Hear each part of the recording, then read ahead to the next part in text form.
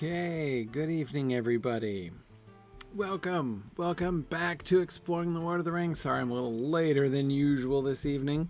I have been delayed. Tonight was my son's middle school band concert. It's end of the year school event time, and I made it back. But it was a little bit more chaotic of an evening than usual here tonight. So, thank you guys for all bearing with me.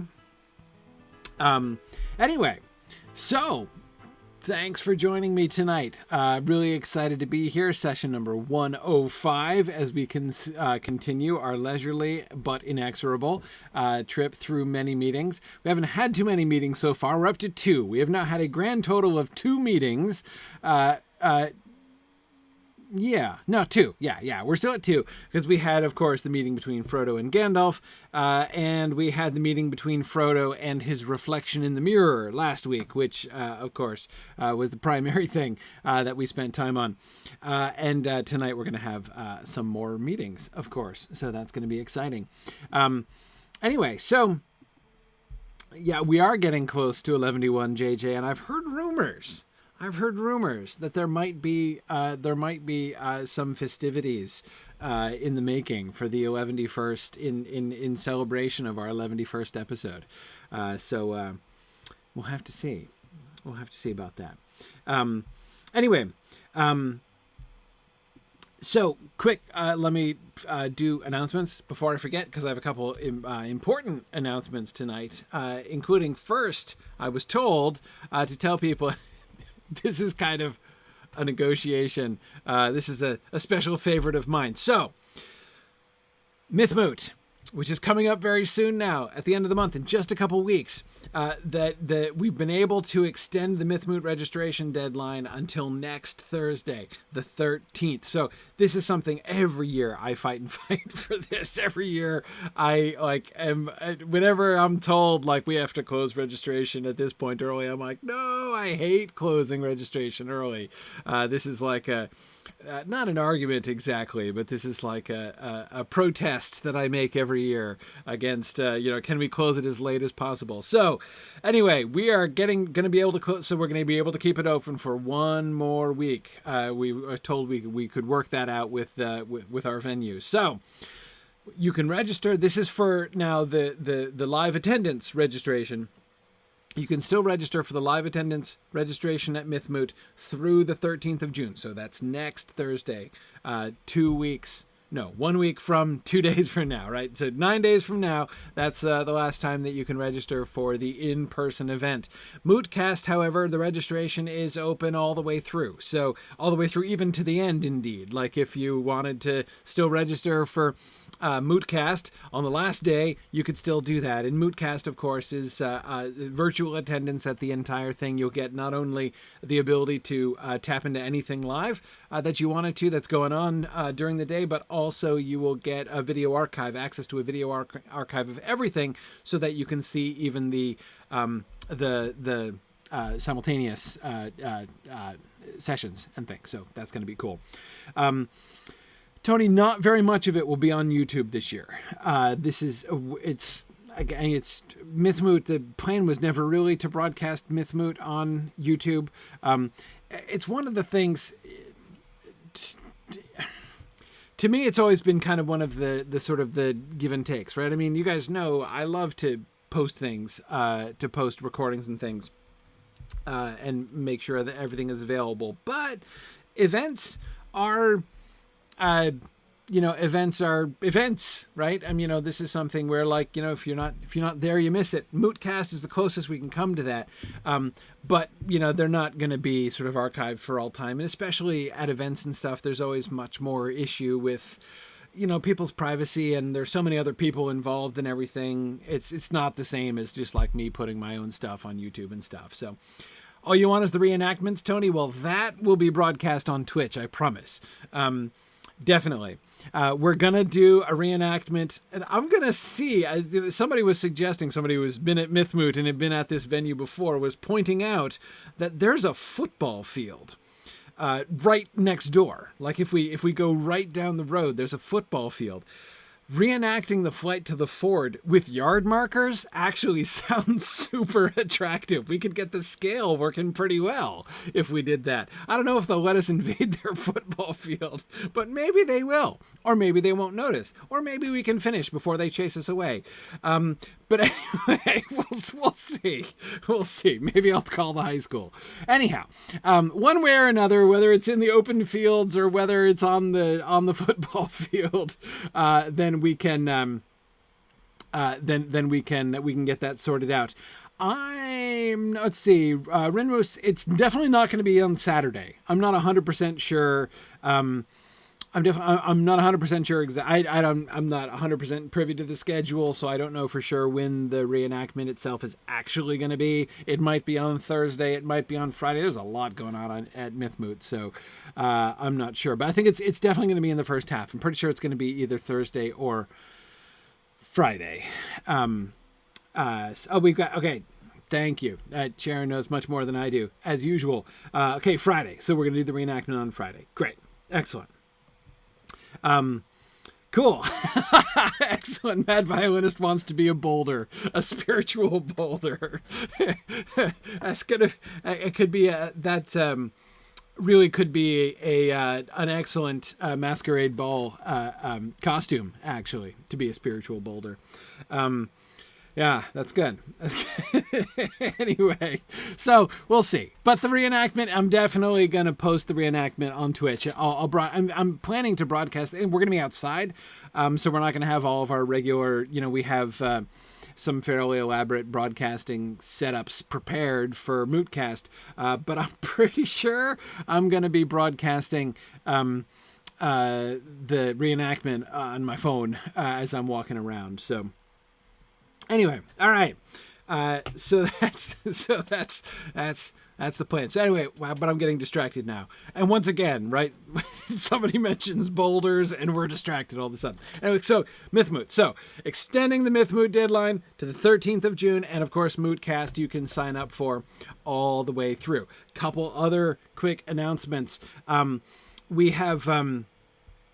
I had mentioned that last week I had mentioned that we had to cancel or postpone rather our discussion of Camelot and the Mythgard Movie Club. That has been officially rescheduled for July 11th. So that's going to come up in July. I'll be looking forward to getting back and talking about some more Arthurian stuff there in July. So that's definite, and we'll be back with that after the Mythmoot season is coming up. Next week, Sarah Waldorf is doing her thesis theater, presenting on her MA thesis at Signum.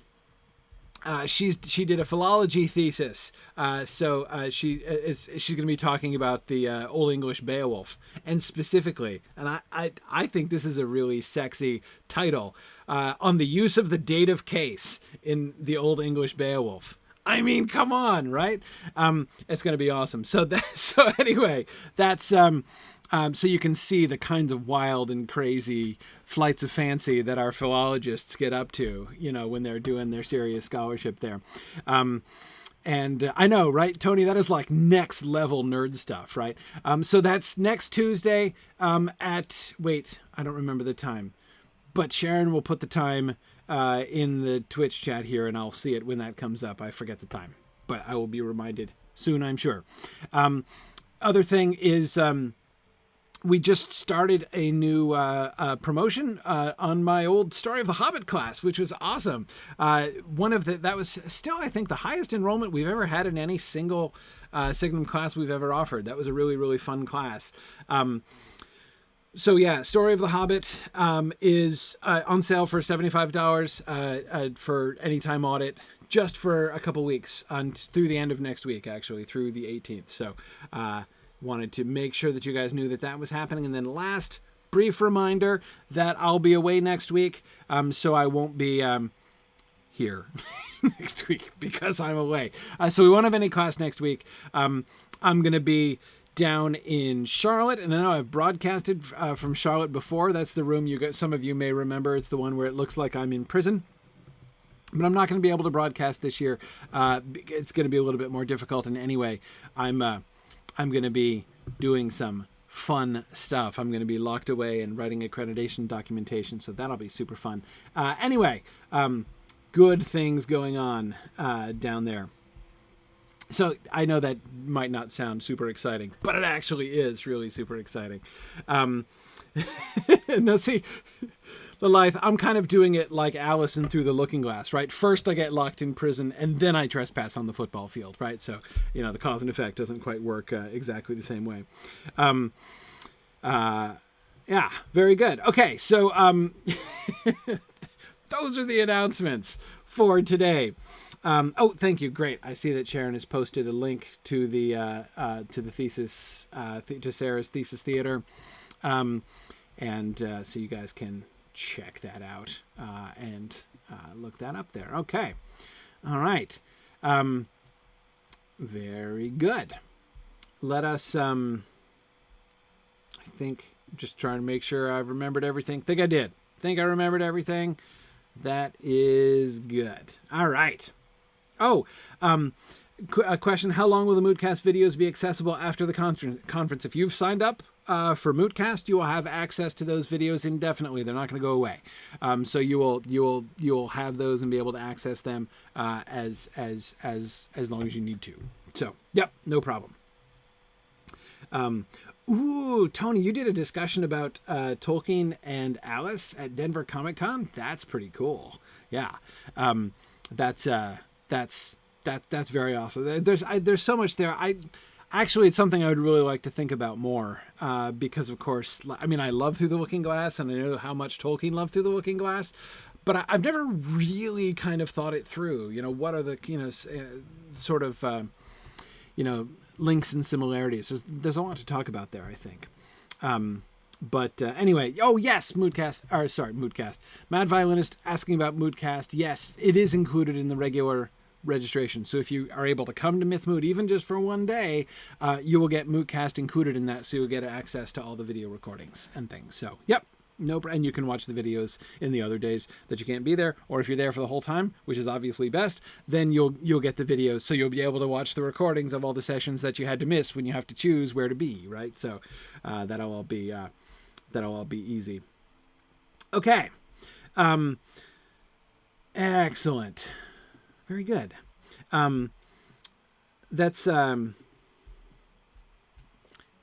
Let us continue.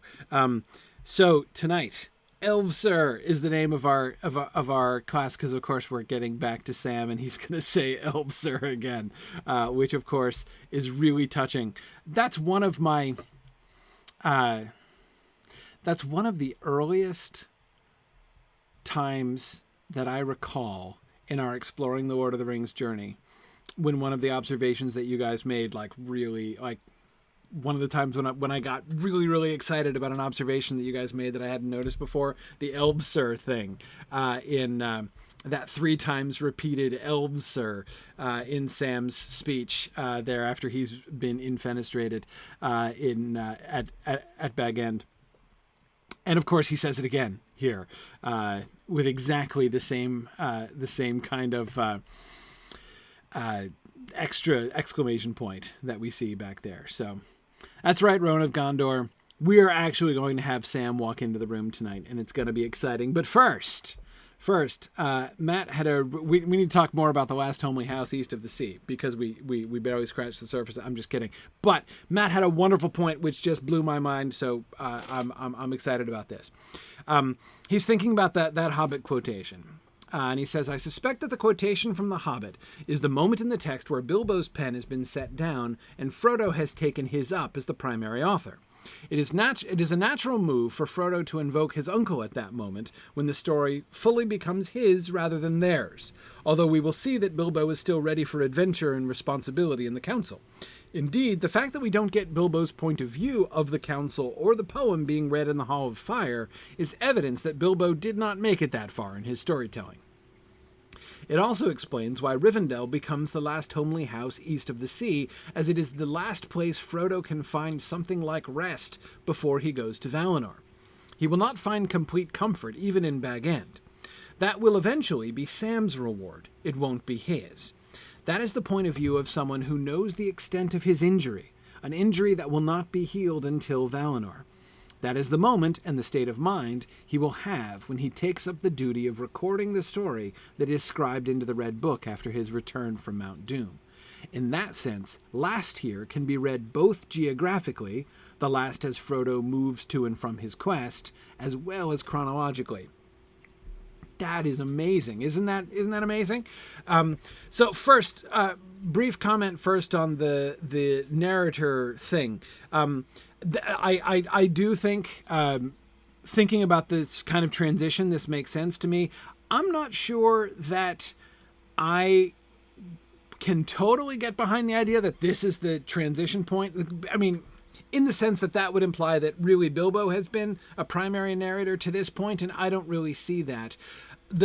My favorite sort of theory, my favorite reading as far as that stuff goes, is that the shift in tone, right? That difference in tone that everybody can tell in chapters 1, 2, and, especially chapters 1 and 3, right? The long expected party, and the 3 has come with this talking fox or the thinking fox, right? And everything else.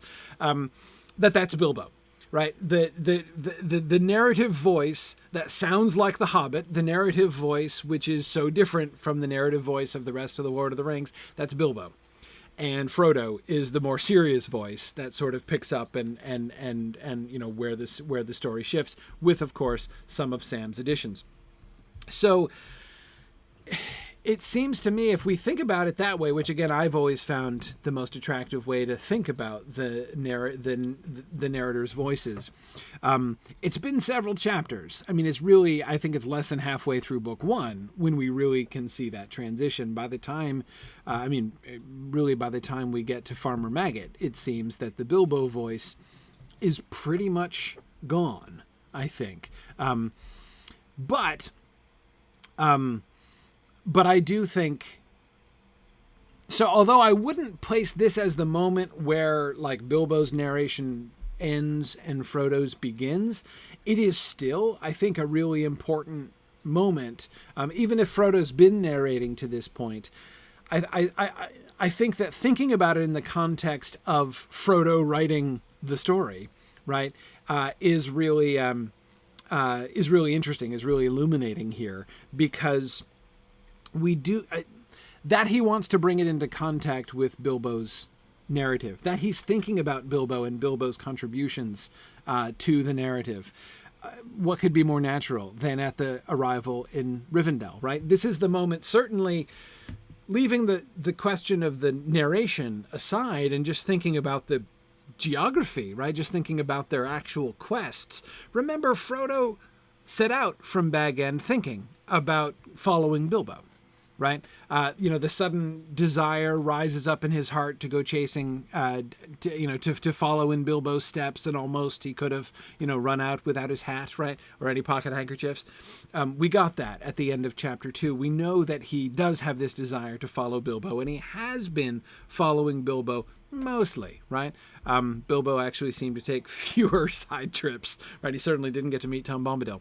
But anyway, he's, the Shire to Rivendell leg of the journey has been the same, right? When they leave from here, they're going to be parting ways, right? Frodo's quest is going to go off in one direction and Bilbo's in another direction entirely. So this idea, right? And yeah, Matt, I think Matt's adding to this as well, saying Sam mentions at the end that there are a lot of scattered notes about, and that he's guessing that this is where the notes run out. Yeah, I mean, Matt, one of the things that is very noticeable, right, is that there is still the presumption when they see Bilbo, right? And I'm not talking about later. I mean now, right? At this moment in the story, when they are reunited with Bilbo, he's about to be reunited with Bilbo, there is still the presumption that Bilbo is going to be the author, right? Bilbo assumes it, right? He wants to listen to them and take notes. Everybody assumes that, right? Remember, of course, everyone is still assuming that. Everyone is still thinking that way, even after the Field of Cormallen, right? Where at the Field of Cormallen, when Pippin is reunited with Frodo and Sam, Pippin makes that comment. We just were reading this passage last night, originally given to Frodo, changed to Pippin in the drafts in our Sauron Defeated class last Wednesday night. The comment about how Frodo's going to have to be locked up in a tower in Minas Tirith right away so that he can make notes and write it all down, or else he's going to forget it all and Bilbo's going to be dreadfully disappointed, right? There's that sense of like Frodo is still just, he's got to keep notes so that he can deliver them to Bilbo so that Bilbo can write it all up, right? And Mad Violinist, you're absolutely right, noticing that assumption is going to carry forward at least to Carothros, right? But in any case, we certainly get the concept of Bilbo as narrator, and even I think the acting. So Matt, imagining like what's going on here in Rivendell, right? And thinking back to these chapters where we can see that tonal shift, I'm certainly willing to believe that what's been happening has been Frodo putting things in order, right? Bilbo may have tried to write out, right? So when he gives Frodo his notes the next time, right, when Frodo is coming back home through Rivendell, there probably are notes where he's tried to write their story for this first part. He's tried to write the book one story because he heard all about that from Frodo, and he's had quite a while, right, to work on writing book one. But he's not really done, right? And Sam is looking at these notes and saying, I don't think he's ever going to write our story. Now, he's certainly not going to write the rest. He's certainly not going to be able to write books 2 through 6. But it seems like he's not even really finished book one. Of course, I'm saying what is published book one, right? Which would explain why then the tone changes, right? Because Frodo has to go back and rework it all, right? Or at least most of it.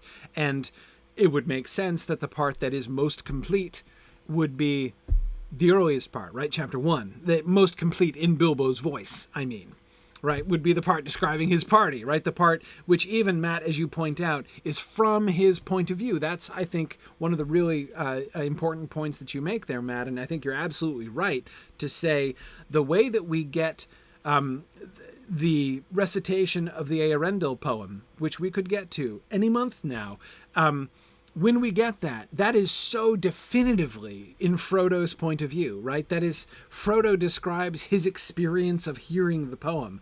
There is no way that Bilbo would have framed that story that way had he written that bit, right? I agree with you. That seems like almost proof that Bilbo did not write many meanings, right? That this chapter is not composed by Bilbo, or not even really based on notes written by Bilbo, but a lot of the earlier stuff could be. And again, if we think about it, right, where do we see that tonal shift? We see that the old tone, the Hobbit tone, the Bilbo tone, most strongly in chapter 1, right?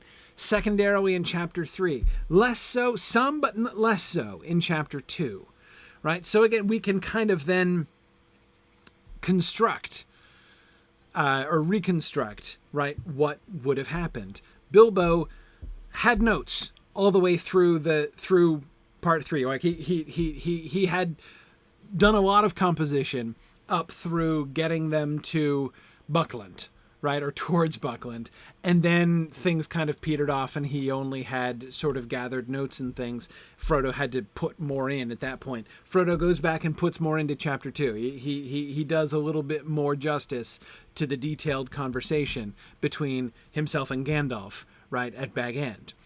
And then, of course, he ends up reworking a lot of the stuff. So even though he's working on off of Bilbo's notes there, the notes that Bilbo made from Frodo's words, right, from Frodo's telling him the story in Rivendell, that all makes sense to me. So in that sense, Matt, if we think about that as from here on out, right, from chapter 1 of book 2 onwards, Bilbo didn't have any contribution to this, right? Because Bilbo, by the time Bilbo heard about this, I mean, of course, he was there during for most of all of chapter 1 and chapter 2, he's there. But again, I agree with you, Matt. The internal evidence suggests Bilbo had nothing to do with the writing of these chapters. And, by the time they get back, he certainly hasn't gotten that far, right? So in that sense, Matt, I can see what you mean when you say from here on, the book is entirely Frodo's composition. Bilbo has had no contribution in it at all, right?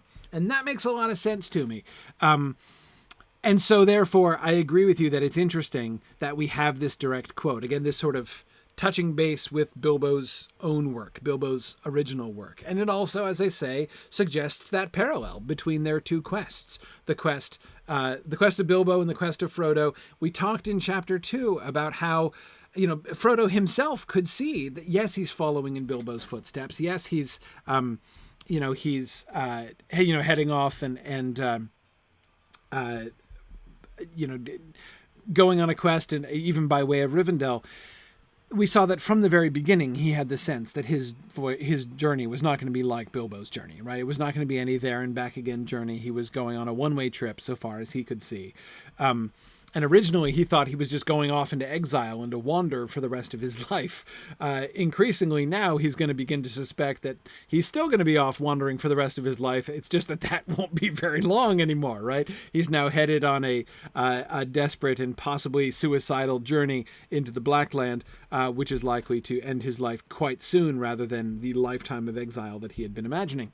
Anyway, point is, they're different, and this is where they diverge. Right? From now on, his journey is going to be different. And so again, that touching base. But Matt, I've been putting off coming to your wonderful, wonderful point in the second half of this. This is the part that really blew my mind.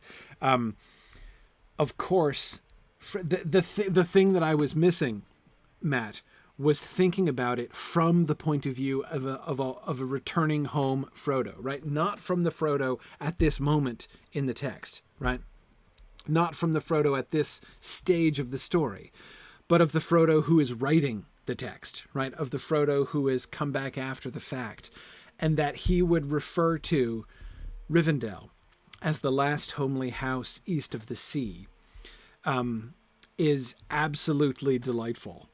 That really puts a whole new layer on that. Everything that we were saying last week about what that means and what that does to the terms last homely house, right? What that does to the word last, what that does to the word homely, right? Thinking about it as really sort of the last sort of pseudo Valinorian refuge of the elves here in Middle-earth is all still applicable, all still wonderful, but it's even more poignant now to imagine the wounded Frodo who knows he's wounded, right? He now knows by the time he gets to Rivendell, he knows full well that he's never going to be fully healed. It's not going to be okay, right?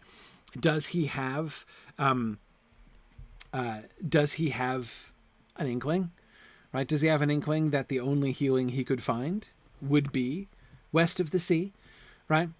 And that this is, so yeah, that idea of it not only being last chronologically, but last geographically in this new way, right? As Frodo is returning back towards the west. It used to be the last homely house on the way east, right? From the land of civilization on the edge of the wild, right? And then you leave homely houses behind entirely and go off into the wild. Now, whereas when Bilbo comes back the other way, right, towards the west, heading back again at the end of The Hobbit, it's the first homely house now, right? But when Frodo returns home, it's now the last homely house, right? This is the last homely house that he will find. And exactly, Mike, as you say, it does the sort of the unspoken thing there. Well, I mean, Matt spoke it, but the unspoken thing in the text there is that Bag End isn't going to be a homely house anymore. Even Bag End itself, the very heart of what it meant to be not wild, right? That, the heart of comfort and reassurance and peace and happiness in The Hobbit is no longer going to be a homely house. Rivendell is going to be the closest he can find to it, east of the sea, right? And I really like that. So Mudmore, absolutely. We're thinking about it without considering future knowledge, absolutely, which is why I didn't get here. But no, I think that's it is. I mean, Matt's right. This is a really interesting way to think about it, especially, again, when we're thinking in particular, as it's really hard to avoid in that moment with the direct quotation of The Hobbit, right? And the way in which we're getting that phrase but that phrase recontextualized, as we were discussing last time, to again be thinking more about what does that recontextualization mean, right? And what does it mean to, so, when Frodo is redoing this, right? Anyway, yeah, so that's all,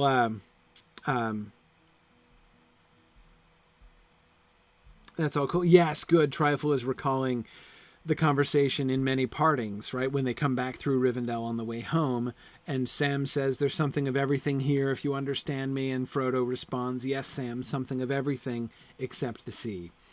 So we do, in fact, have evidence that Frodo is actually longing for the sea, right? That this is not, it is not a completely out there thought to him at that point. Oh, Nahor, I like that. Thinking of Bag End as the heart of Hobbitdom on Earth. Yeah, absolutely. Certainly from within the narrative framework of these stories, Bag End is absolutely the heart of Hobbitdom on Earth. Absolutely. Absolutely. And Tony, of course, you're right. Frodo has never seen the sea, right? Which, nevertheless, he is already longing for. Right. Absolutely. Yeah. Anyhow. Okay. Cool. And yes, Tarloniel, it is really interesting that the heart of Hobbitdom will have a Malorn tree at its center, like the heart of Elvendom did. Yes.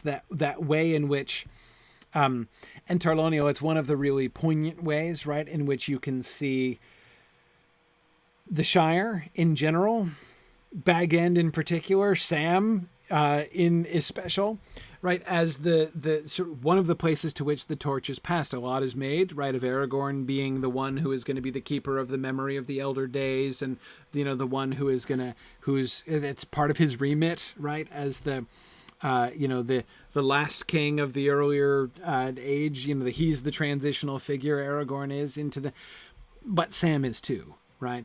This is also a major part of Sam's role, and this idea of the way in what Sam does in order to keep the memory of the older world alive in the Shire, literally alive, right, through the trees. Yeah.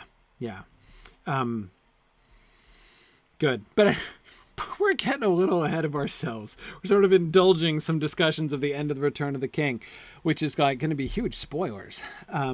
But it's okay. I comfort myself with thinking that who knows how many of us are going to live until the end of this series. So we might as well talk about it some now.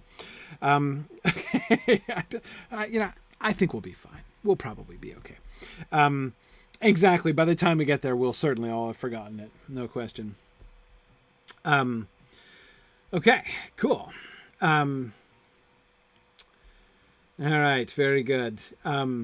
Yeah, Ambrosius Aurelianus, I agree. Well, first of all, I can't imagine a first-time reader, like if someone who's never read Tolkien before is like listening along with us. First of all, I cannot possibly imagine anyone who would have the patience to read The Lord of the Rings through for the first time at this pace, right? I mean, it's really not designed for that.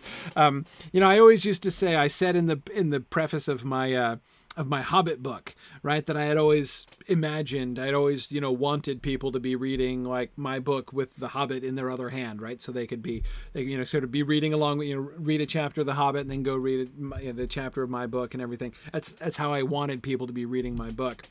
I do not have similar aspirations for this discussion, right? That everybody will just read a couple sentences of The Lord of the Rings and then wait a week, but even if you're doing it asynchronously, right? To be like, read a couple sentences, then listen to 2 hours of discussion, then read a couple more sentences, then listen to 2 hours of discussion. I don't think that would work out well at all.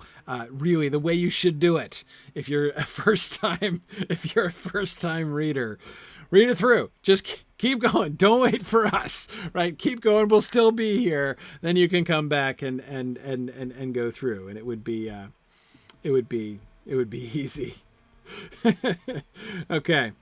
All right. Very good.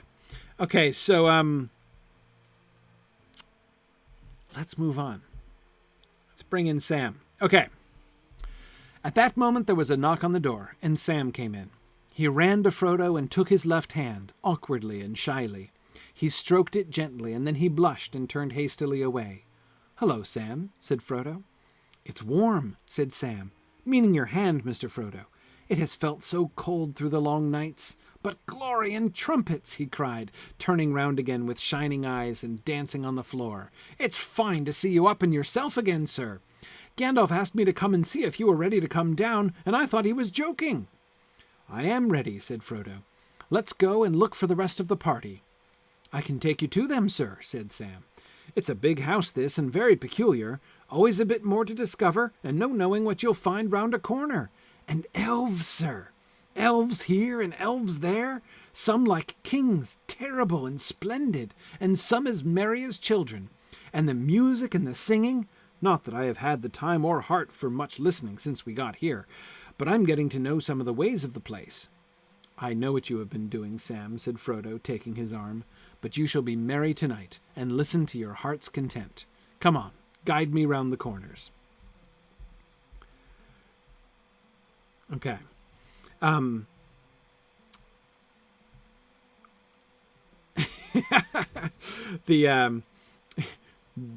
Round the corner there may wait a new road or a secret gate. Yes. I think it's the last time we've gotten the phrase "round the corner." Yeah, that's great. Let's see. Interesting. Okay, let's see. I don't know how to say your Twitch handle there, but is glory and trumpets theological or kingly language? And he's thinking back to the discussion we had when Sam says, "Bless me."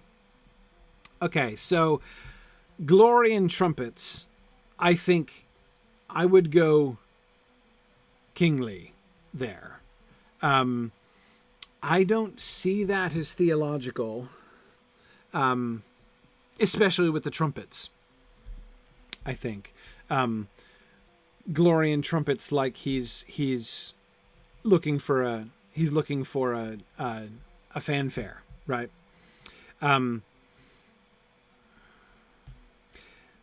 Yeah, Lilith says it doesn't sound like Hobbit language exactly.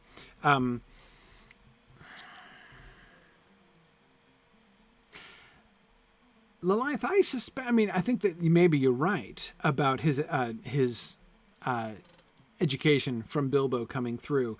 I think it does perhaps suggest something of, at least of the kind of story that Sam likes to listen to, right? Does Ted Sandyman say glory and trumpets when he's really happy about something? I kind of doubt it, right? I kind of doubt it. But I think that he would, but at the same time, so the construction does sound to me Hobbit-like, right? That is, just to pair two nouns together like that as an exclamation, right? It does sound to me, I mean, I definitely think that my suspicion is that this is Sam using a sort of a hobbitish turn of speech, right? The structure is the way that hobbits would talk. I think that Ted Sandyman might say something like this, but glory and trumpets are not the two words that he would pair, not what he would use, right? I think that Sam's speaking of glory and trumpets is probably a reflection of his reading, right? Or rather of the stories that he most liked to hear, at least.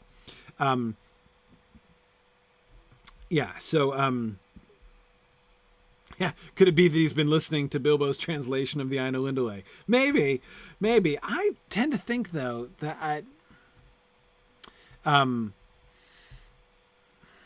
word glory is interesting. Sorry, Tony, I'm thinking about Through the Looking Glass now, right? I say the word, as soon as I said the word glory is interesting, I'm thinking about Humpty Dumpty, right? There's glory for you. I'm not saying that that's what Sam's thinking of here. That might be one of the stories that he's liked. I think that Sam might quite like The Walrus and the Carpenter, but I doubt it.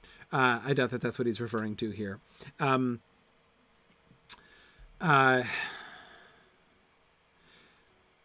Yeah.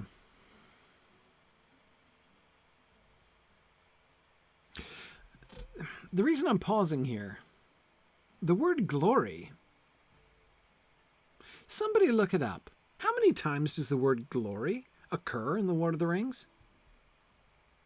Does it occur very often in the Silmarillion? I don't remember it. I don't think so. It strikes me as I'm not saying it's alien to Tolkien or alien to the Silmarillion in concept, but I don't remember the word used that often.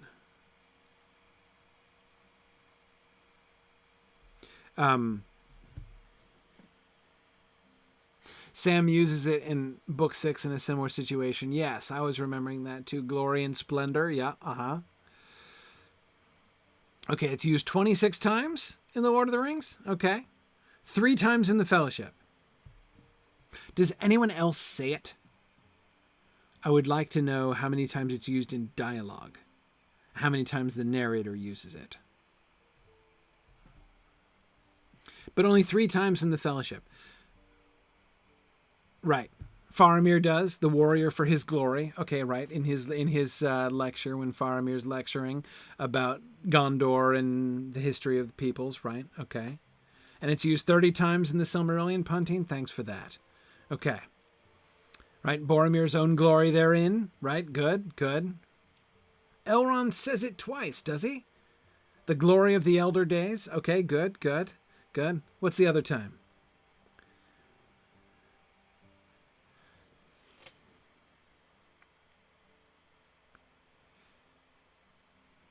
You see what I'm doing here? What I'm wanting to do is to build a context. When Sam says the word glory, what does he mean? Like, what's in his head, right? Okay, it's only used once in The Hobbit, right? The glory of Gondor. Interesting.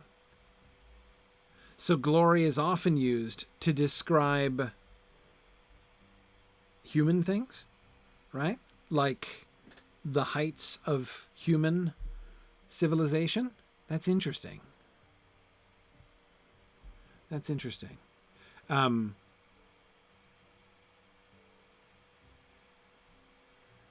Stars and glory, he says, and Shelob's there, right? It's a Sam word, right? He's going to use it several times, which is one of the reasons. Well, yeah, good. Sharon was just saying that too. Yeah. But that's interesting to me that when it's used most of the rest of the time, it's mostly a word about humans or about human cultures.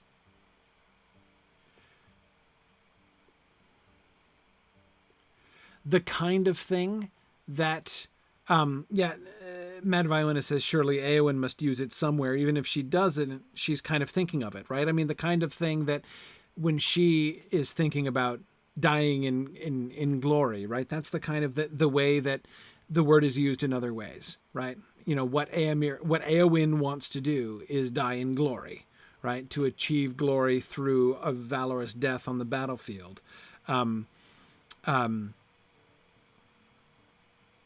Yeah.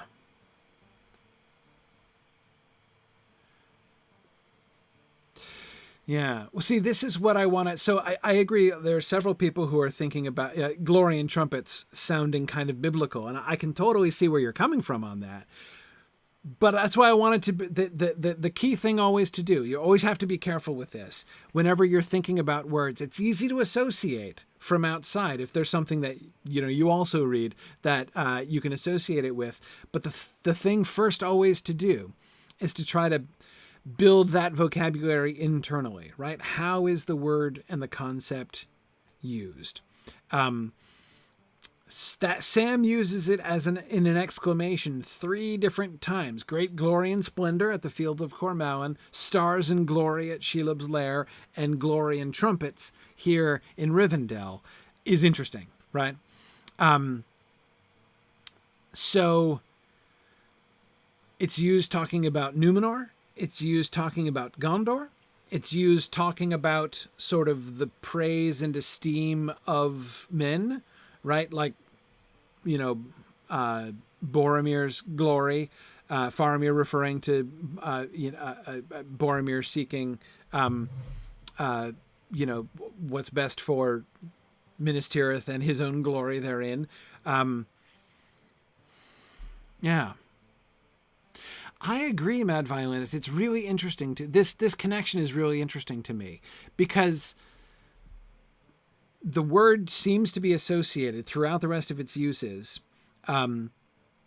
In the Lord of the Rings, it seems to be associated with the greatness of human things, of human cultures, especially Gondor and Numenor, and the things which kind of partake of that in some way.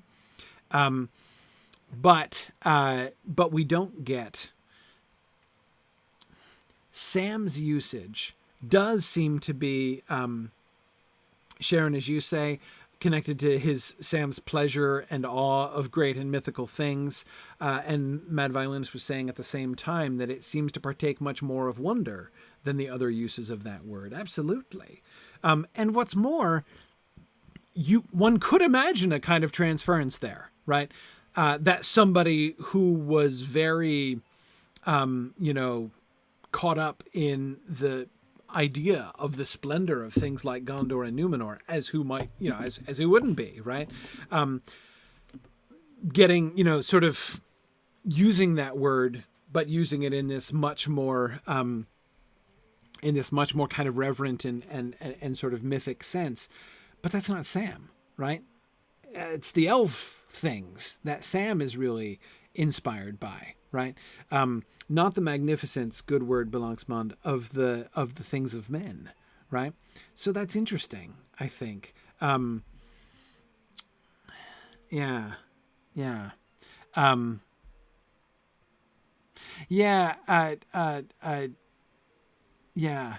Jackie, I agree. It's as if Sam's saying it's a miracle when he uses this phrase, right? Yes, like right here. But glory and trumpets.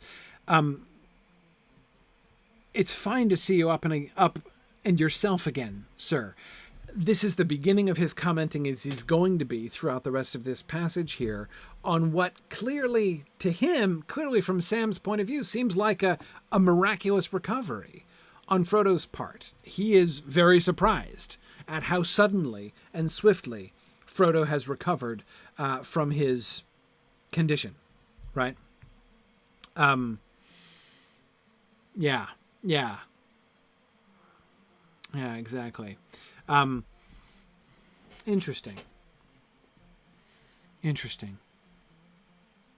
Yeah, so, how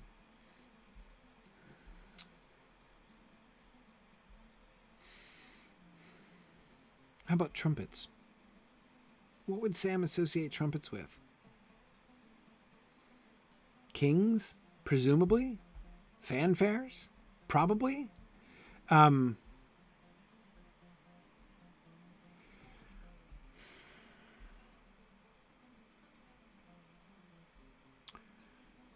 Yeah, well, see, now, the horns of Buckland aren't trumpets. Are they? I don't think so.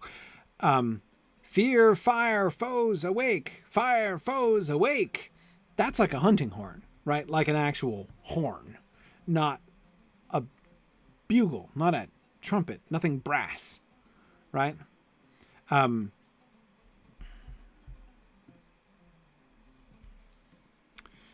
Yeah. Exactly. They'd be like ox horns or something, Tony. I agree. The horns that they're sounding in Buckland.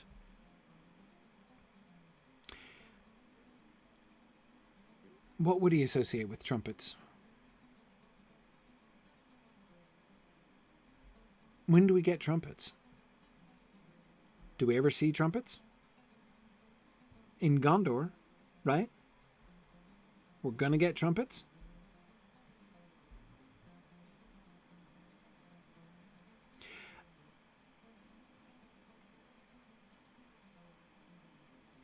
Do we?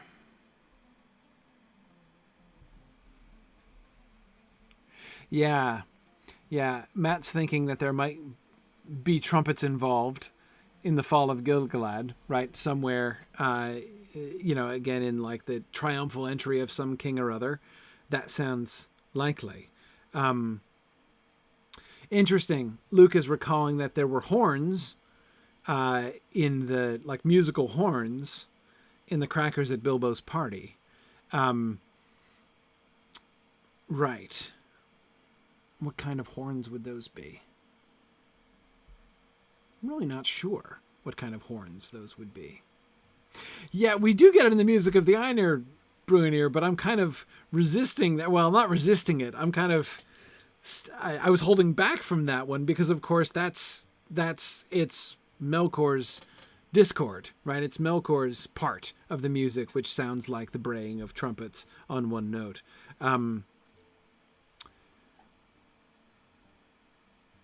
Okay, we definitely get trumpets at Bilbo's birthday. Okay. All right. Yep. Noises of trumpets and horns. Yep. There you go. Good. Okay. Good. So we do have trumpets musically. Okay. Good. So, right. Excellent. Okay. So we know they have trumpets and play trumpets in the Shire. So it would be associated with merrymaking then, right? Yeah, merriment, as De La Mancha says, absolutely. Yep. So not merely pomp, like kingly pomp, right? Like, fanfares, announcing the entrance of a king or whatever. Is it a trumpet that Bilbo grabs and blows 3 loud hoots on in order to call for silence?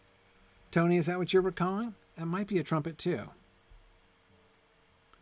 It's a horn. Okay. But again, I'm not sure whether or not, in what sense the word horn. I feel very confident that the horns of Buckland are the horn cry of Buckland is like an ox's horn, is like a hunting horn, because again you can hear it. You can hear it in the words, right?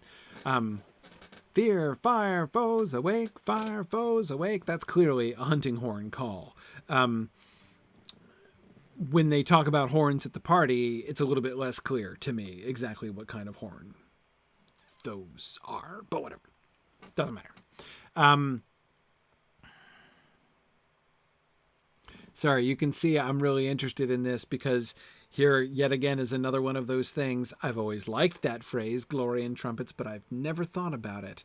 I've never really thought about it clearly. Okay.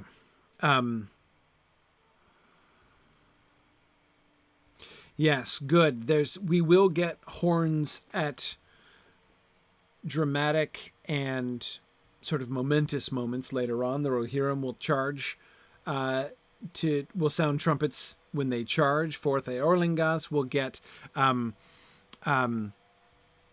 I think there are horns as well, but I don't think they're all trumpets. I think there are horns, but we will get some. We also get trumpets at the Black Gate, as somebody else was pointing out. There are trumpets. Gimli will reference trumpets in his poem about Moria, and there are trumpets at Helm's Deep. Yes.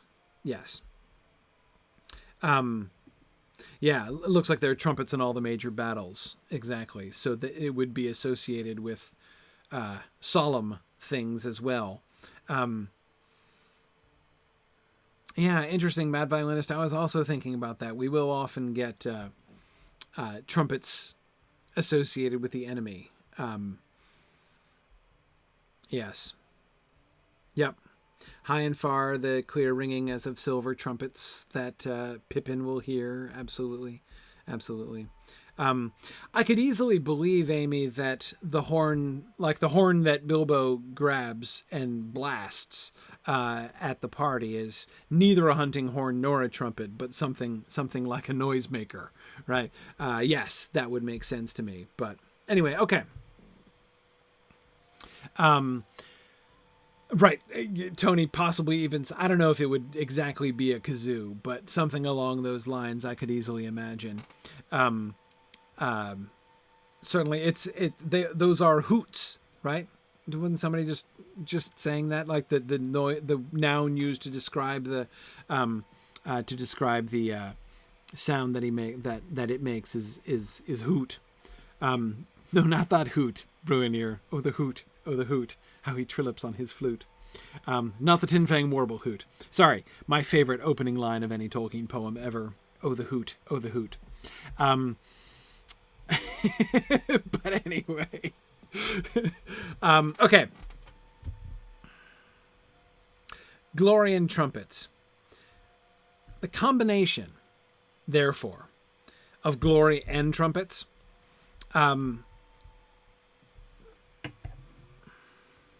what is he expressing here? I think the trumpet side of that expression, of this pairing from Sam, would be joy. Exactly, Tony. It would be joy. It would be merriment, happiness. But look, let's have a party, right? Probably the primary association with trumpets, given what we see about trumpets at Bilbo's party. And then glory, right? But the glory comes first. It's not trumpets and glory, right? It's glory and trumpets. So if the first thing he says is this word which seems to be groping for the kind of wonder that he said, like a miracle has happened, right? Something glorious has just occurred. Glorious in a, we might use the word glorious, right? Or the word glorious is sometimes used to describe, like, that was a glorious sunset or something like that, right? He would be thinking of the word glorious in a really big sense, right? Glory. The glory of that, like something has just happened, which itself, this deserves to go down in a story, right? This deserves to be sung in a song, right? And trumpets, right? And trumpets, merriment, right? And we get some of the pomp there, some memories of it, especially combined with glory. It's hard not to think of glory if once we're thinking about glory in the sense of, the like connection with royalty and the opening of gates, Matt, as you say, and all these other things. It definitely sort of sounds like that. But it still has to retain. Notice the way that he dances. Sam dances, like he busts out dancing when he says that, right? And I gotta think that his dance is much more of the kind of dance like people would have danced on the tables at Bilbo's party, right? Than anything more stately or formal than that. So again, that certainly would seem to me to give the trumpets an air of Shire party, right, rather than royal court, I would think. Exactly. More Springle Ring than Saraband. Yeah, absolutely. Yeah. He's not waltzing in place, right? He's not. He's not doing any kind of. Yeah. No. This is a jig that he is dancing, I think, clearly, or a reel or something like that.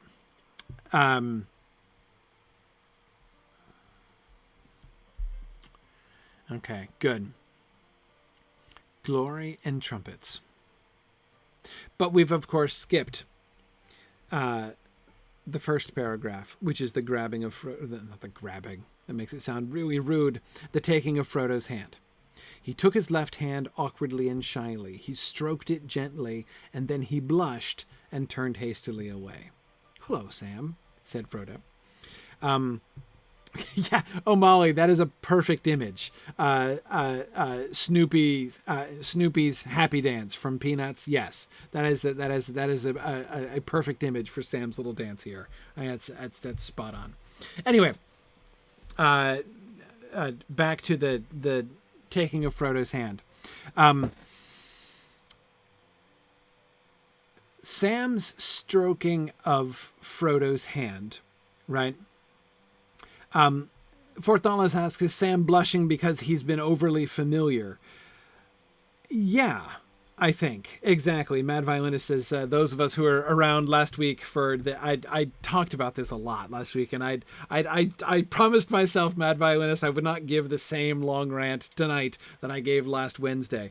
Last Wednesday we were looking at the first version of Sam's song in the Tower of Cirith Ungol, the first draft of that, which is quite different, which is a song of despair. Sam is in despair. It's not a song of hope. It's a song of despair. He's preparing to die and wants only Frodo to hear his voice one more time before they both die. It's remarkably, remarkably different. But one of the ways in which it's also different is it's also much more personally dedicated to Frodo. It's much more of a love song. Anyway, so this spun me off on this long semi-rant about love and Eros and my frustrations with the narrowness of people's discussions of love, and how, like, you can't talk about Frodo and Sam, Sam's love for Frodo without, calling it homoerotic, but whatever. I'm not going to do that whole rant again. What I want to focus on, his blush, right? Why is he blushing? Is it because he's been too familiar? I don't exactly... yes and no.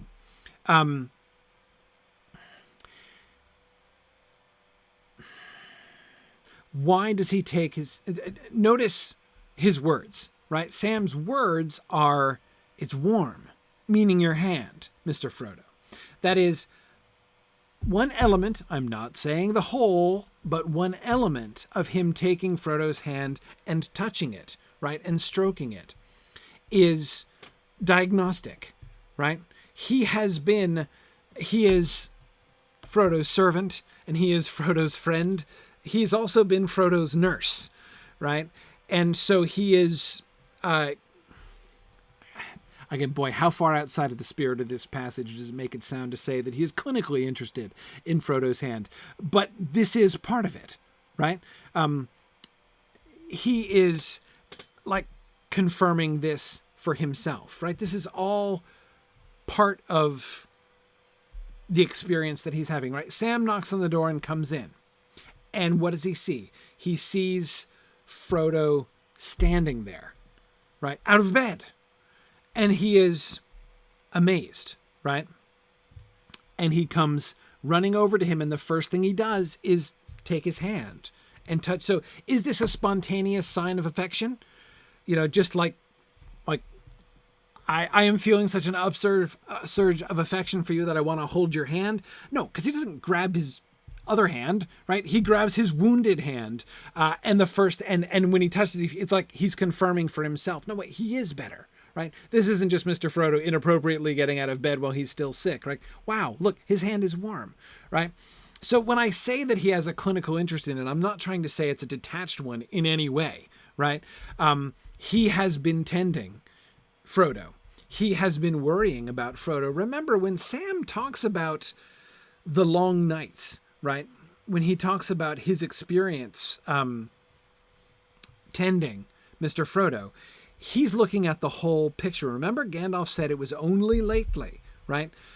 It was only very recently that the splinter was found, and the splinter was melted, right? However exactly that came about, probably not through surgery. I increasingly think there was no surgery involved, as we discussed at the time. In other words, if we think about this from Sam's point of view, right? The majority of the time since Sam has come from the ford, Frodo's been on the brink of death, or looking like he's not going to recover. Certainly his wounded arm has been cold and lifeless the whole time. And he will know from constantly attending Frodo, he will know that Gandalf and Elrond both were stumped for a long time, until finally the splinter was found and the splinter was melted, right? Since the finding and the melting of the splinter, Frodo's recovery has apparently been very rapid, right? So rapid that Sam can barely believe it, right? It's like a miracle, right? Yeah, and I agree, Mad Violinist. I do suspect that Sam has been holding Frodo's hand. I can also imagine, I mean, when I imagine sitting at someone's bedside, right, if like, their arm was cold and dead, I would constantly feel like I wanted to warm up his hand, right? So I'm sure he probably has been holding his cold hand, right, just to sort of keep it warm and to reassure him, like to do his own little part, right? He can't do anything. He knows he can't do anything. There's no way that he can help Frodo. So what's he going to do? Right? You got to think he's got to, like, I'll try to warm up his hand. His hand is freezing cold, right? I'll try to warm up his hand. You've got to, I mean, I can't imagine Frodo or Sam not thinking that, right? Yeah, Karita says, raise your hand if you've been at the bedside of someone recovering from illness or surgery and you know what it's like to try not to let on just how scared you were, right? Yes. So, I mean, that Sam, who has doubtless touched, and not just touched, but I have no doubt in my mind that he has been holding the cold, nearly lifeless hand of Frodo for days and days, right? As it looked like Frodo was slipping away and about to die. That's why I emphasize what I'm saying, what I'm describing. Clinical is a terrible word for it, but the touch of Frodo's hand has no doubt been like is almost itself like the symbol, not quite the right word, but Sam's whole contact with Frodo personally and with Frodo's illness, right? Exactly as Taro O'Neill says, he has to see it with his own fingers, right? So what could be more natural? He comes in and holy cow, Frodo is standing up and dressed there in the room, right? So what does he do? He runs over and he grabs the hand that he has been holding and immediately says, it's warm, right? Meaning your hand, Mr. Frodo. Yeah. So yeah, this in the context, I'm not at all, again, please understand, I am not at all trying to diminish the affection of Sam here at all. But under the circumstances, given the wound, the particular wound that Frodo had, the particular course of the illness that he's been suffering, and the role of Sam, and doubtless the kind of doubtless, the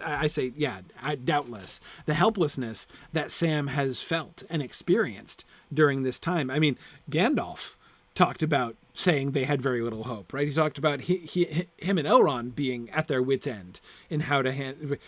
Certainly, Sam must have felt quite desperate and quite helpless, Karita, as you say, as many of us have felt. A lot of us have been there, right, at somebody's bedside, wishing there was something that you can do, and there's absolutely nothing you can do other than sit there, right? And I do not doubt. I do not doubt holding his hand, right? So absolutely, I think that this is why this is to me such a beautiful moment here, right? I get really frustrated with people who see it as just like hand holding, like I'm gonna come up and hold the hand of my beloved, right? It's not. There's so much more to it than that. It's such a powerful emotional moment for Sam, and Sam's tears, right? I love Sam's tears, right? He's blushing because, of course, he's been holding Frodo's hand, but Frodo doesn't know he's been holding his hand, right? Because, well, as many people have observed on many occasions, hobbits are kind of English, right? So, outward expressions of affection are kind of, remember, we know that hobbits tend to submerge their feelings in joking, right? So this kind of a totally uncloaked, right, expression of affection is uncommon among hobbits. That seems fairly clear. But under the circumstances, Sam can't even help himself, right? Because Toronio, as you said, he has to feel it to believe it, right? He can't believe his eyes that Frodo is standing there, right? Exactly, Mad Violinist. You know that his friends love Frodo because they tease him mercilessly. That's how it works, right? And certainly, Tony, you are right. We get very little in the way of physical expressions of affection. It's not very common. Yeah, and Jackie, I agree. Real, meaningful, affectionate, friendships between men are not always well illustrated. Very rarely, I think, actually. It's one of the things that I love about the depiction of Frodo and Sam. They love each other. It is a very deep kind of relationship that Frodo and Sam have, and Sam's devotion. This is one of the. We have seen his determination, right? We've seen his spying on Mr. Frodo for good reasons. We have seen his expression of devotion to the elves, right? At Woodall, right? That he will, we've seen his stepping forward to stand between Frodo and the Black Riders, right? In Maggot's wagon. We've seen many things like that. But this is a really important glimpse, and we get it relatively infrequently, of the power of his affections. Very good. Yeah. His suspicion of Strider, I think we can see it there too. Yeah, good. And Tony, you're right. Frodo's relationship with Sam is different from his relationship with Merry and Pippin. Different. Again, does he love them less? No, but he loves them differently.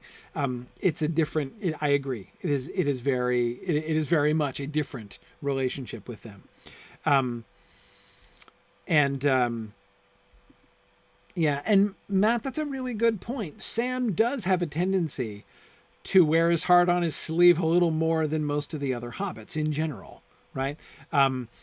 Matt says if we think back to his encounter with Ted Sandyman, he's willing to be open about believing in giants and elves in a setting where he's made fun of about it, right? Even breaking into his little, probably, poem, right? Sailing, they're sailing away and leaving us. That's a kind of a vulnerable thing to say, or forgetful, right? He's either self-forgetful or willing to be vulnerable, or some of both, right? And I think that we can sort of see that here. And Mad Violinist, you're absolutely right. Sam is Frodo's body servant, right? So that is, again, some people, when thinking about the touching him, physical contact between them like this, it's not like physical contact isn't. Again, he's his body servant. He would help him on with his clothes and stuff, right? He would help him in his bath, presumably. He's his valet, right? Or his valet. Sorry, we're English. But anyway, so yeah, it's not that any kind of physical contact would be inappropriate, but it's affection, right? And any kind of open expression of affection, unusual among almost anybody, right? But not with Sam. And I think that's important. Jackie, I agree. He's not interested in how he's perceived. He's often not ashamed. He does blush here, right? And sometimes he seems to be kind of realize that he kind of loses the argument with Ted Sandyman, or at least he loses the audience, right? He doesn't convince his audience any more than the gaffer convinced his audience in a different context earlier on. But he doesn't, he's certainly not primarily focused on how other people think of him. And Fort Dauntless, I agree. He is more emotional than other hobbits. We do see his temper running away with him. With Faramir, his tongue will wag more quickly than others. He's generally more impulsive, certainly. Anyway, but not only the taking, but the stroking of his hand. Again, it's the stroking of his hand more than anything else that, for me, is the key to understanding the again, I'll stop saying clinical, the sort of nursely element of this taking of his hand, right? He's not just like, I'm coming up and petting you, right? Or like that's not a gesture like a lover would make even, right? You know, you come up to you're going to take her hand and pet it, right? I mean, like, that's what you do when you enter a room. Like, that's weird. Even for lovers, that's weird, but it wouldn't be weird for a nurse, right? When you've been sitting at someone's bedside and your primary point of contact with them has been their deathly cold hand.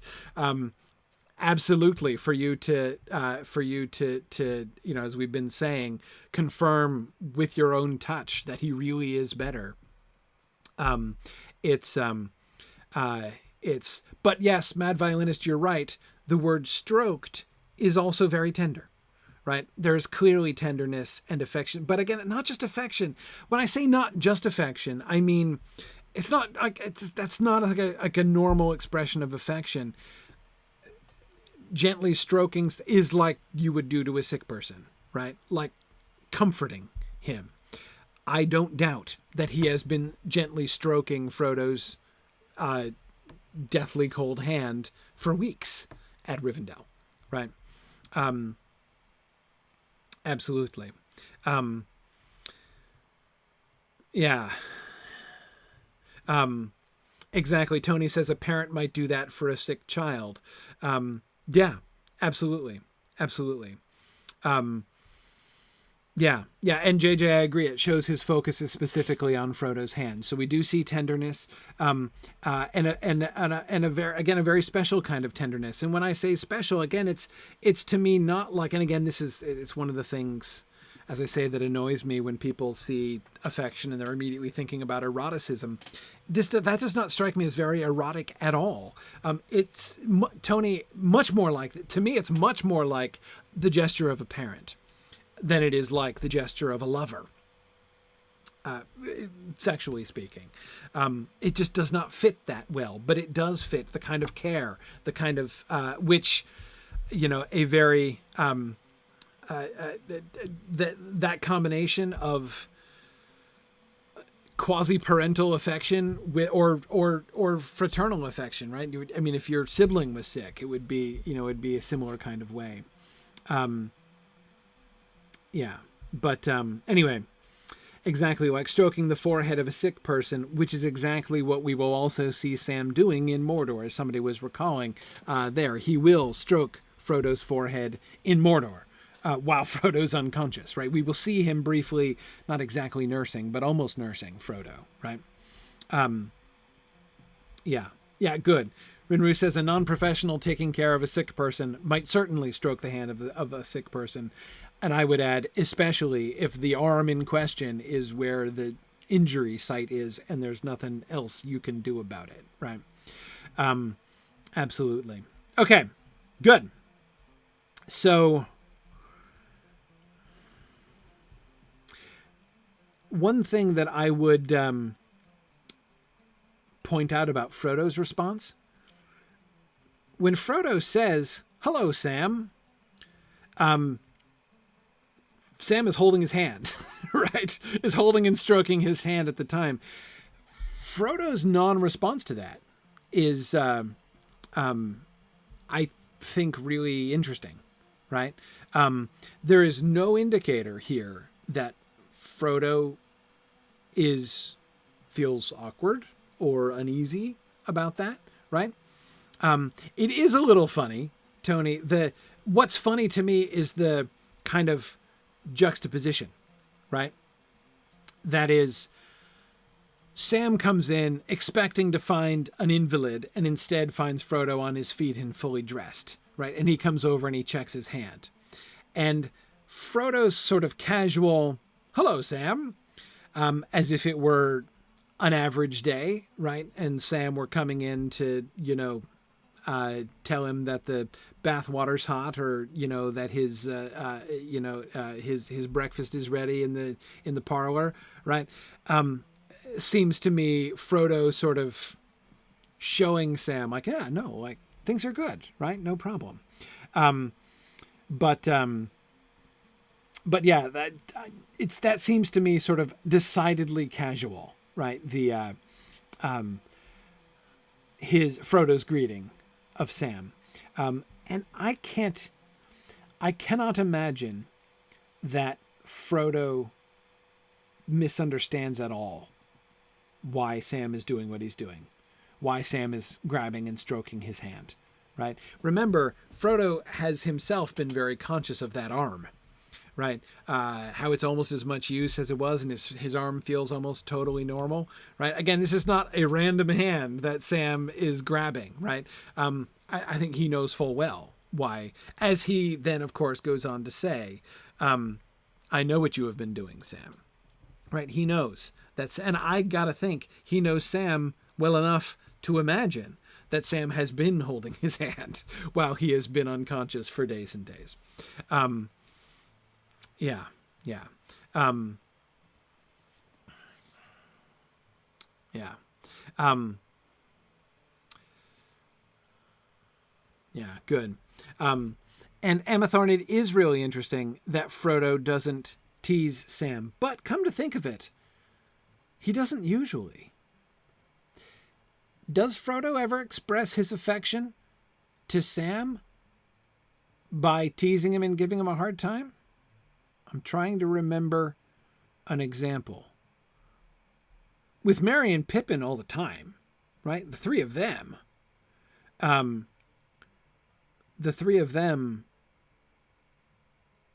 do that a lot. But Frodo to Sam?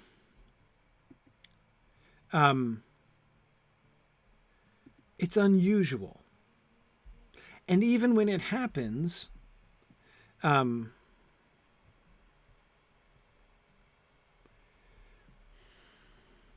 sure you've given me all the heaviest stuff.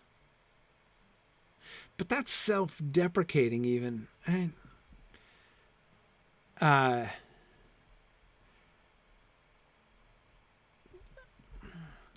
He's sometimes a little playful with Sam, but I still don't see that same tone. And I think it's because they're not equals, right? Frodo and Merry and Pippin are not only relatives, and Sam is not related. They're not only like sort of vaguely cousins, but they're also social equals, right? And I don't think...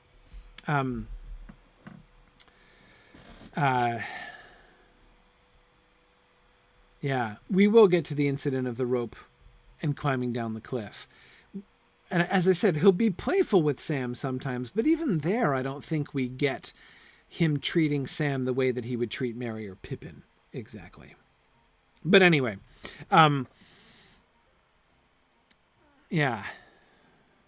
Hawkwind, Sam's becoming a wizard or a warrior is teasing Sam. But again, notice there the difference in tone, right? The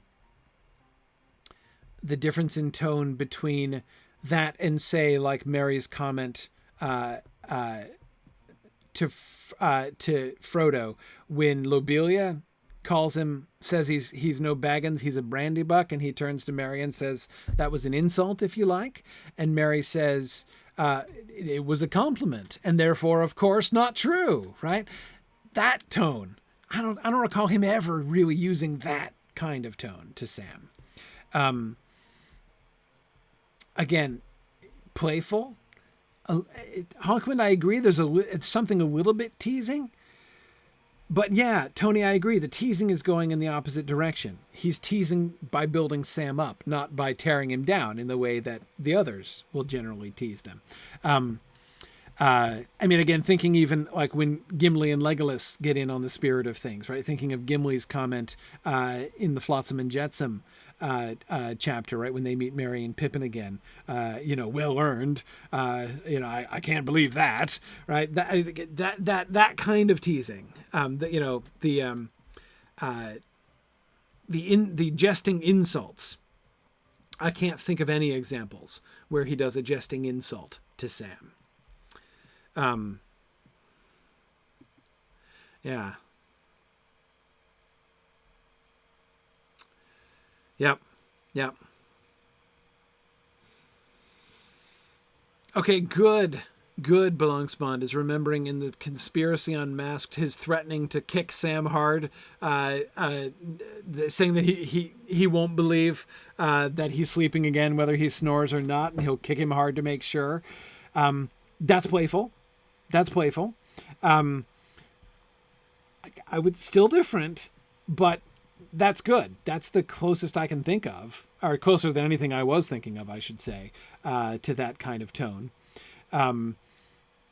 Yeah, but Boomful, you're right. I mean, it's different. He is Sam is his employee, right? Sam is his servant. He's not going to insult him in that way. It would be rude. You insult your equals. You might even insult your betters, but you're not going to insult those who are below you, in the power dynamic and the class dynamic there. Anyway, so that was on Hello Sam. I love Sam's tears, right?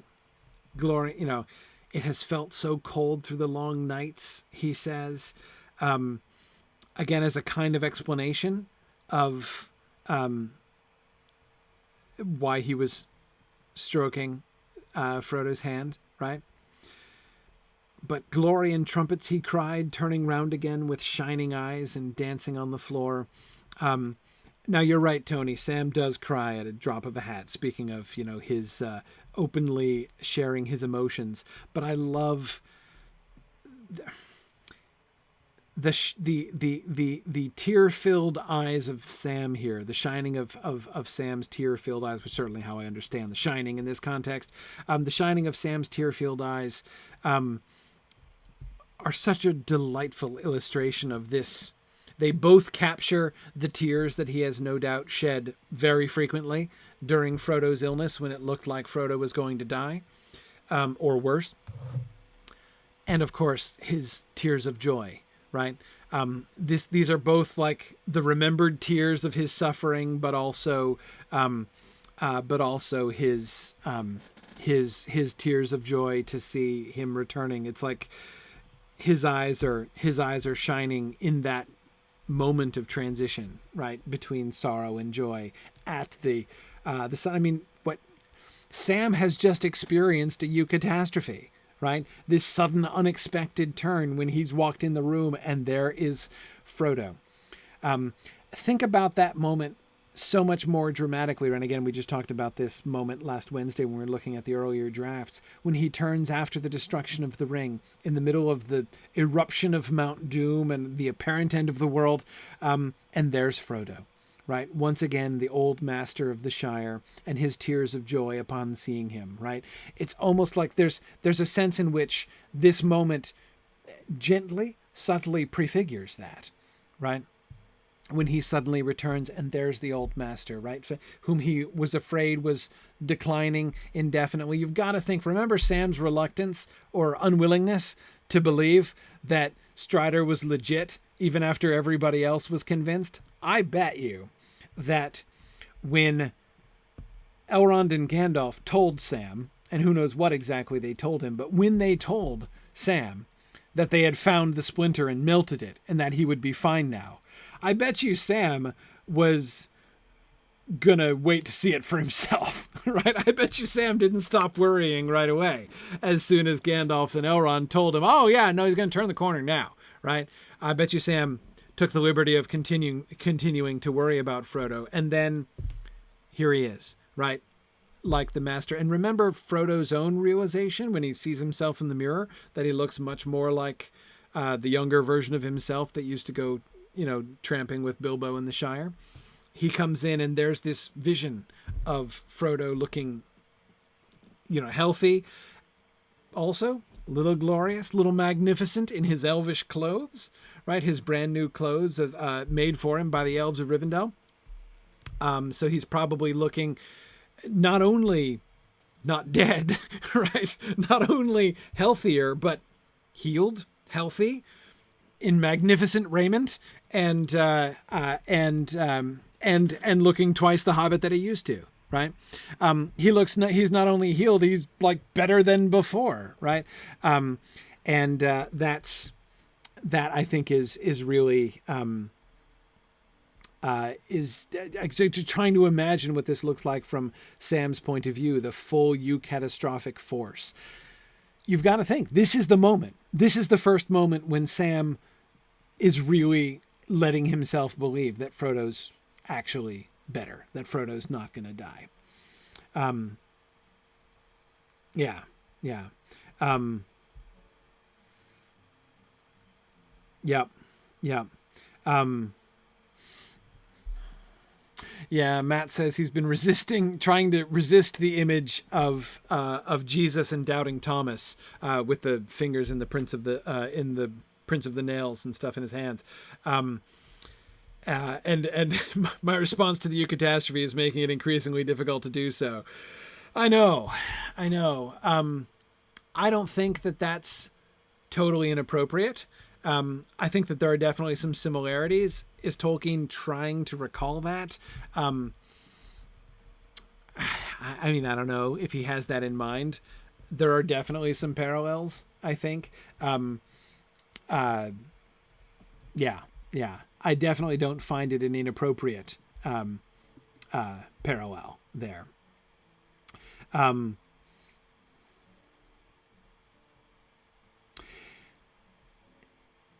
Cecilia, I'm not. So the tears. Cecilia was asking about, why I believe it's tears, and rather than simply like his eyes are shining like with joy.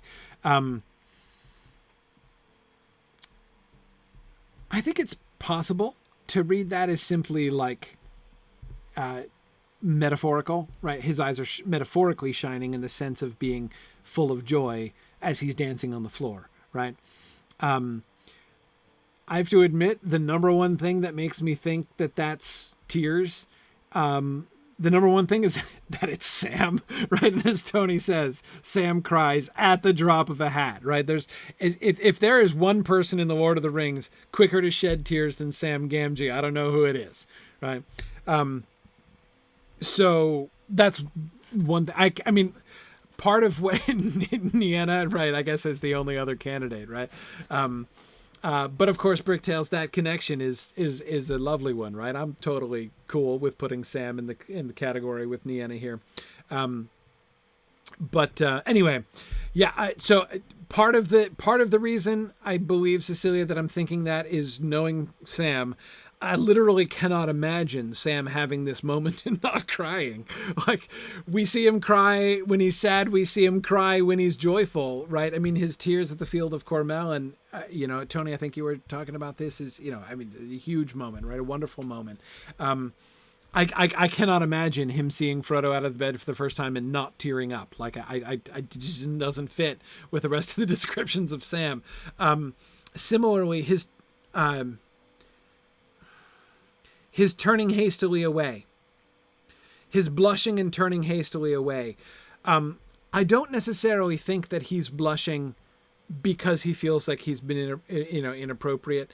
I think he's turning away because he's crying. And again, he feels like going up and grabbing and stroking Frodo's hand, he can get away with, but like bursting into tears in front of Frodo is one step too many in the like acceptable expression of emotion between fairly British hobbits here. Yeah.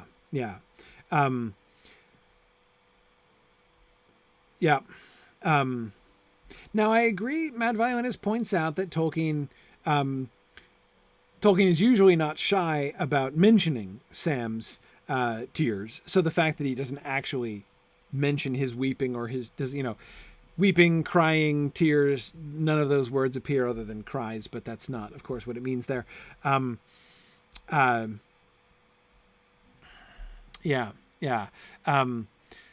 why would this one be different when he's so open with his emotion in other scenes?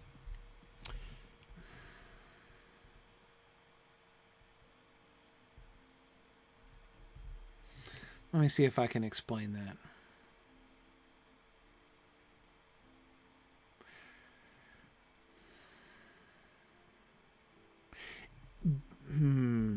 because what I'm trying to think through here is because it's because the one-sidedness of this, right? His grief over Frodo's apparent decline, right? About Frodo's apparently imminent and inescapable death for quite some time here. His dread lest he not actually recover, his,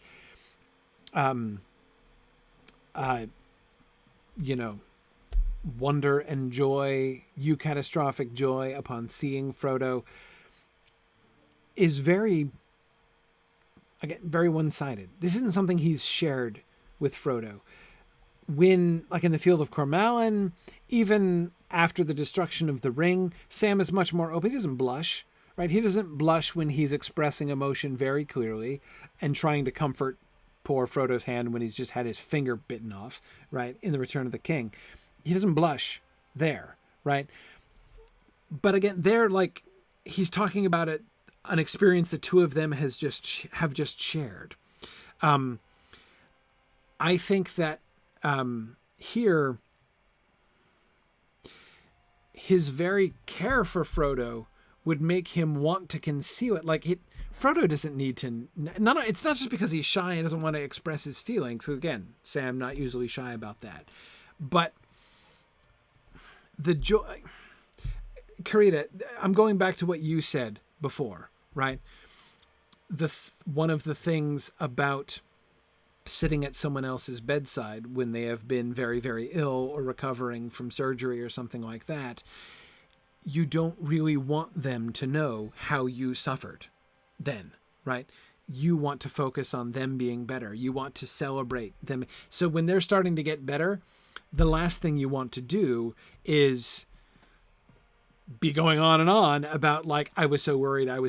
Let me tell you about my suffering over the last few weeks, right? Sam doesn't want to go there.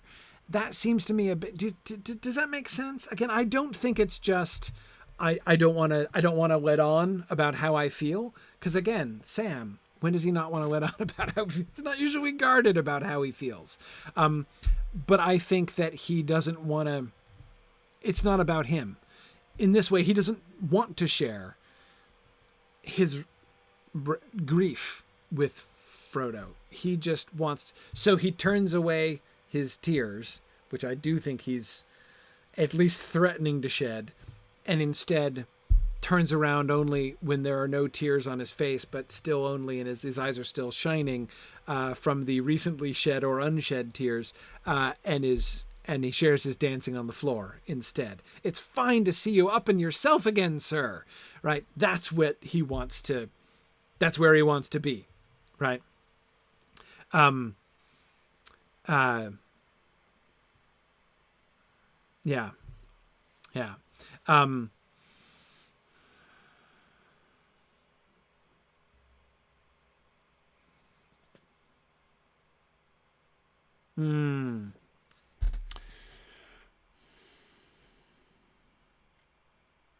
Okay.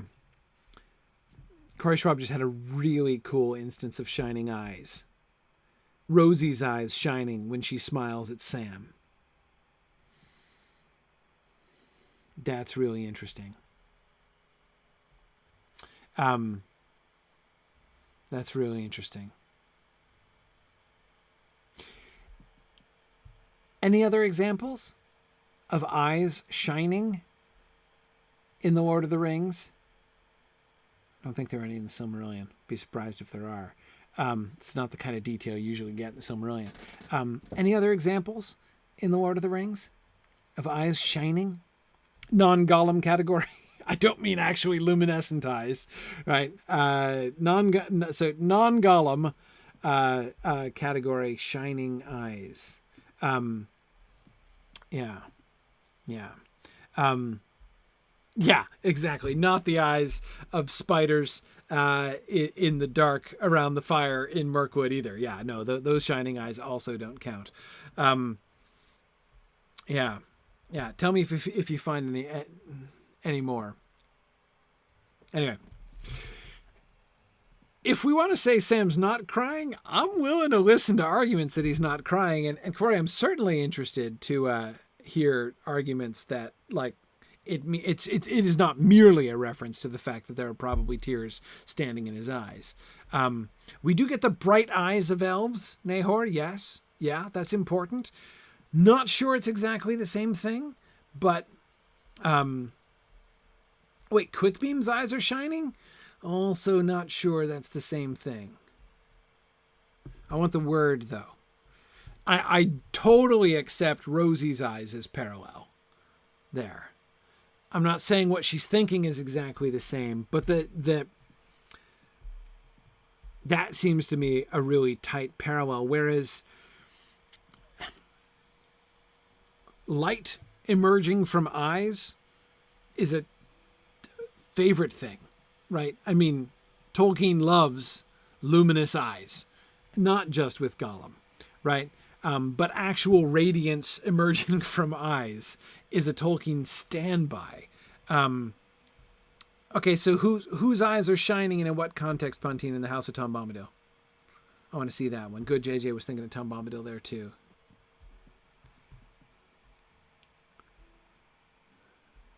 Ah, okay. So when Frodo puts on the ring, Tom glances towards him with a most seeing look in his shining eyes. No. I don't know. I don't think that's shining in the same sense. I suspect... yeah. Ah, okay. Good. Quickbeam, I will accept that. Brigalodd, his eyes shining, swung into line beside Treebeard. The shine in Quickbeam's eyes as he hears the song of the roused Ents marching to war, which is what he's been waiting for. That I will accept as a parallel, shining in the same way. Bombadil, I'm not sure I believe that. I think it's more... Yeah.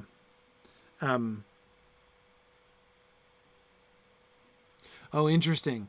Luke is pointing out that Boromir's eyes are shining and his face eager when he's about to take the ring from Frodo. Then you will come to Minas Tirith? Interesting. Yeah. Yeah. Yeah, Bullexmon, exactly. I think Bombadil's eyes are shining like the shining light or yes, exactly like the it is like the especially when he is seeing Frodo while Frodo is invisible. Yeah. The principle, it seems to me here, I will accept it as a parallel to the way in which Sam's eyes are shining here if it is an expression of emotion. If there is a kind of joy that is being expressed through the shining eyes, right? Otherwise, again, eyes shine. Eyes just shine. And I'm not saying that's not meaningful. That's super meaningful and important, but I think in a different way. Rosie's eyes shining, Sam's eyes shining, Brigalodd, Quickbeam's eyes shining in that moment. Those all seem to me a similar kind of shining. Yeah. Boromir's would then seem to be a kind of twisting of that same thing. His eyes are shining too, but it's like a feverish shining, right? Yeah, I like that because it's like a perversion of this shining eyes that we see in other contexts. Yeah. And good, yeah, Tony is thinking that even Gollum's eyes shining are sort of like a perversion of that. Well, Gollum's eyes shining are like a perversion of that other kind of luminescent shining that we get from the eyes of people. I mean, like, think about the description, the attempt to describe the eyes of Treebeard that we get from, like, Pippin's point of view. There's a light in Treebeard's eyes, right? So Treebeard's eyes shine, but luminously, right? There's not as an expression of emotion, right? Yeah, good. Edith Aldora, when Eowyn hears about the Battle of Helm's Deep, then her eyes shone. Yeah, good. That's a parallel too. Yeah, I like that.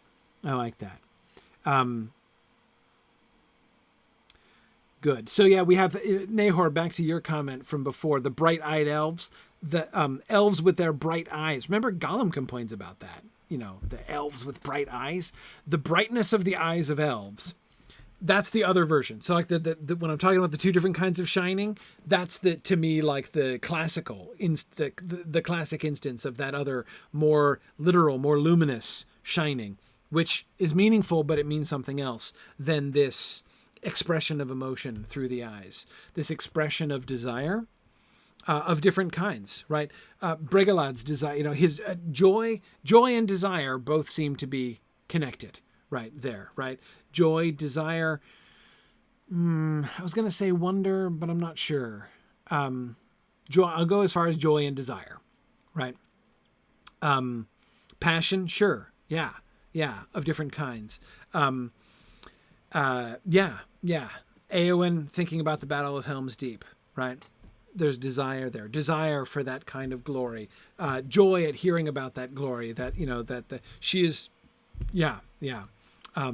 We can see joy and desire. Brigalad, joy and desire.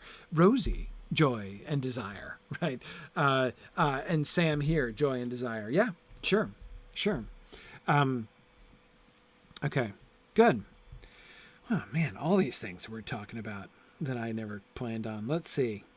I love how much we discover together in this class. I'm just going to keep going slower and slower. Let's see. Yeah, Gandalf asked me to come and see if you were ready to come down, and I thought he was joking. I am ready. Let's go and look for the rest of the party. Yeah.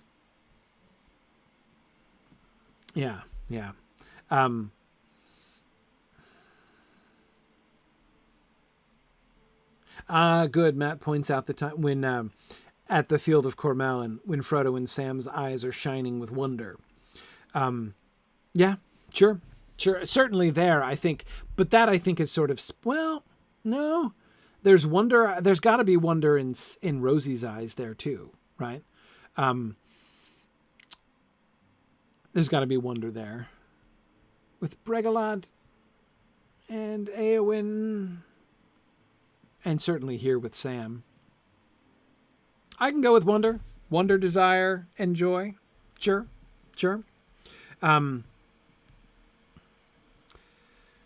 Yeah. Crownless says, I know when Frodo says party, he means the group, but I really like the word choice. Yeah, sure. Let us go find the rest of the party. Yeah, absolutely.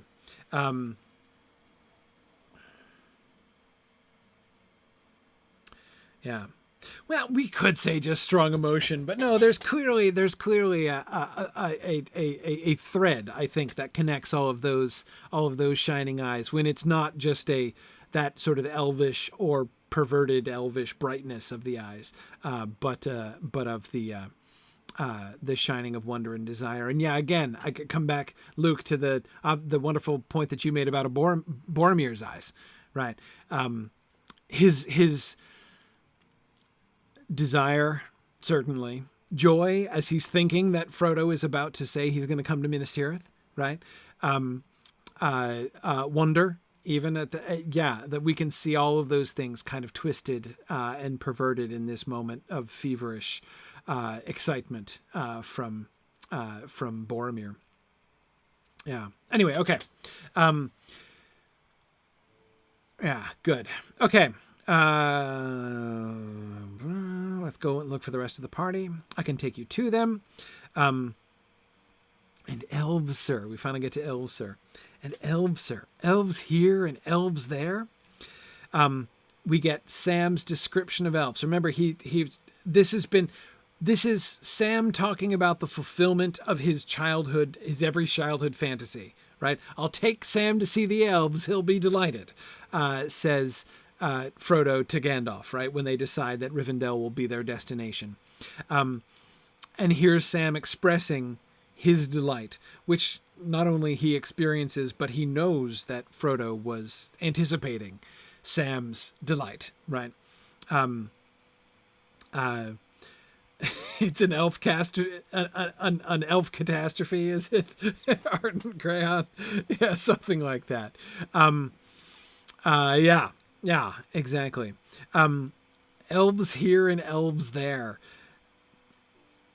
I really love that sentence, the simplicity of that. Sam's, the way in which that sentence conveys not only Sam's wonder at encountering elves, right? He's already met them, he's already spoken with them. But the idea that he's in a place where you just walk around the corner and there it is, right? There they are. Like, there's an elf, right? Oh my gosh, there's another one, right? Like I just went down to dinner and there are elves there, right? And oh my goodness, and I mean it's you know that they're just all over the place. He is, he is has been living in a house where just like every corner you go around, there's elves. Exactly. Iwendillian says it's like an elvish immersion experience. Exactly. Which is so far beyond. I mean, the encounter that he had with elves at Woodall, right, was like the fulfillment of his heart's desire, right? And now to be just on a casual daily basis.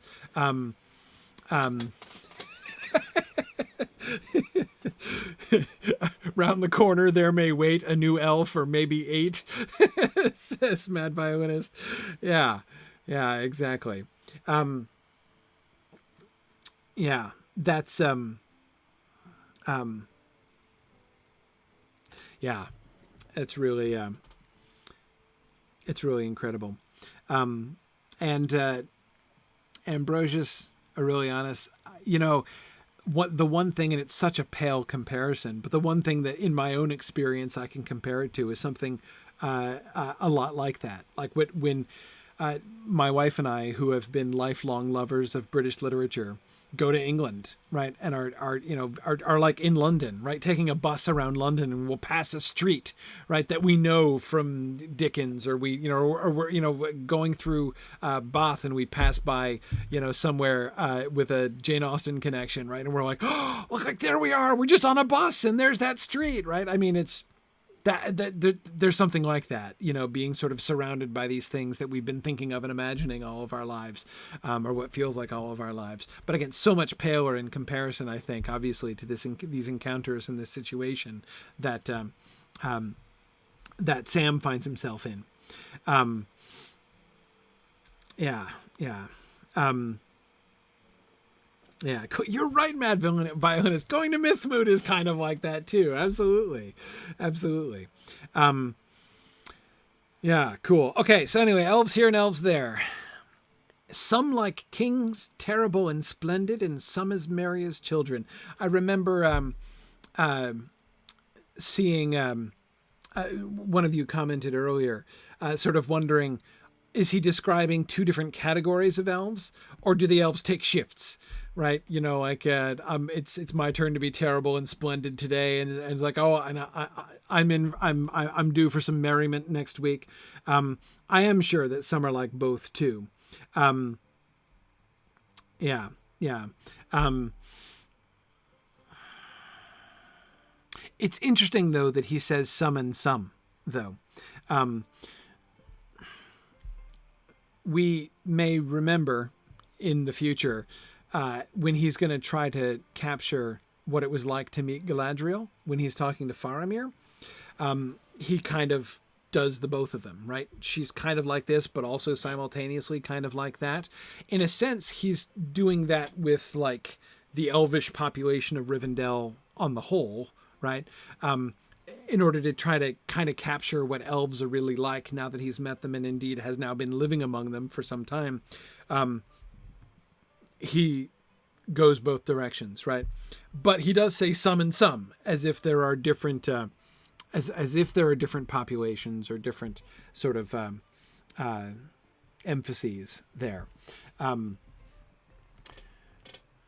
Yeah, yeah.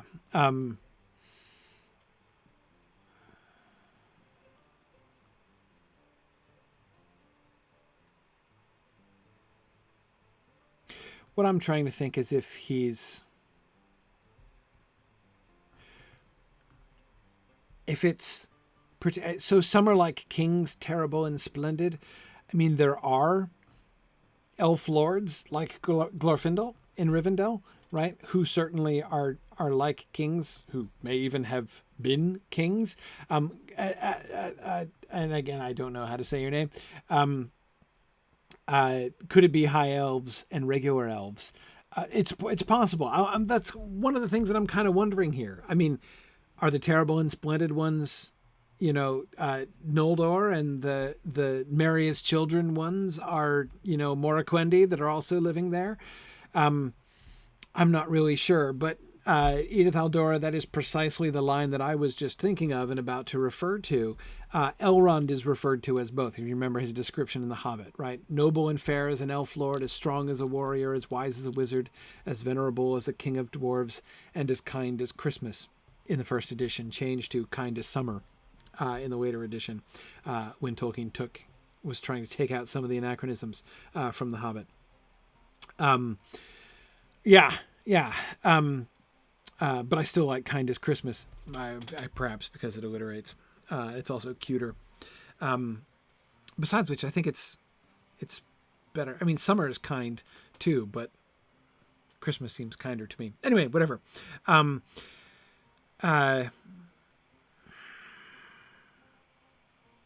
Both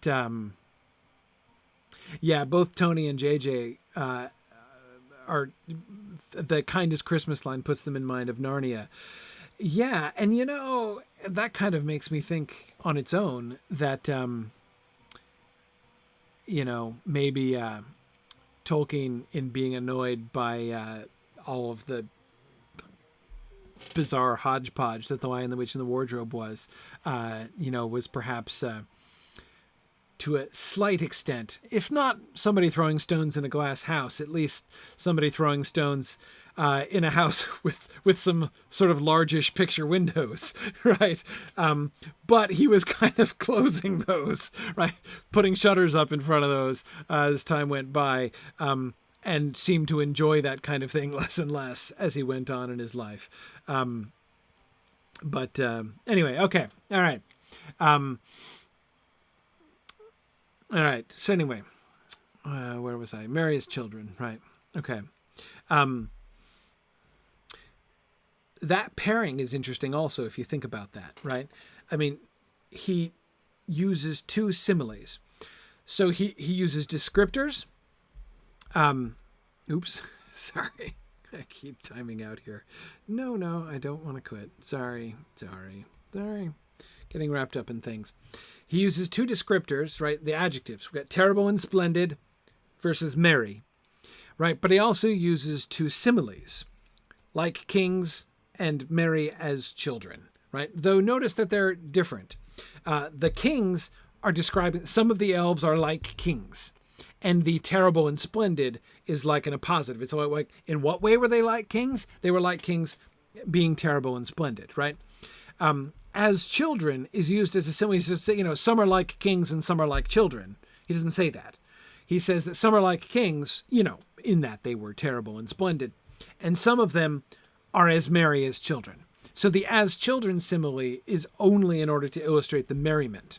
What kind of merriment, right? How merry were they? As merry as children. Not saying that they were childish or even necessarily childlike in every way. And absolutely, Tony, I agree. The use of terrible and splendid is definitely in the older sense of both of those words. Terrible, full, like inspiring terror. Splendid, full of splendor, right? Luminous and bright and full of glory in an older sense, in its glory in its literal sense, meaning radiant, right? Terrible and splendid and merry as children. Some merry as children. And the music and the singing. And then he immediately qualifies. Not that I have had the time or the heart for much listening since we got here, right? He can't help but, yes, good, Arden Crayon and KZKN. You're right. But terrible is Galadriel uses that word to describe what she would be. Yeah, yeah, absolutely. Beautiful and terrible as the dawn. That's it. But we'll get there. He's not had the time or the heart for much listening since they got here, but I'm getting to know some of the ways of the place, he says. Something just occurred to me. He says, I'm getting to know some of the ways of the place. And Frodo takes that literally. Guide me around the corners, he says. As if what Sam meant when he said, I'm getting to know some of the ways of the place, means I'm getting to, like, I'm more familiar with the floor plan now. I get lost less often.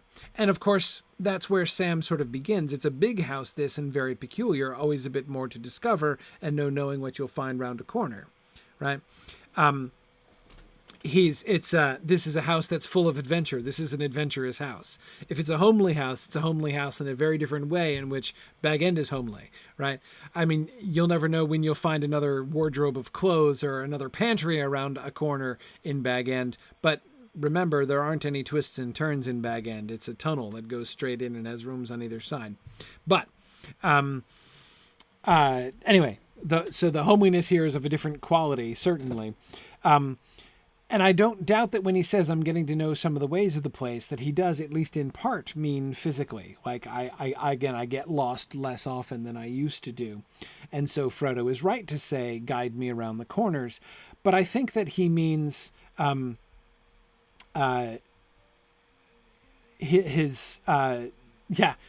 is recalling how Sam's geography has expanded, right?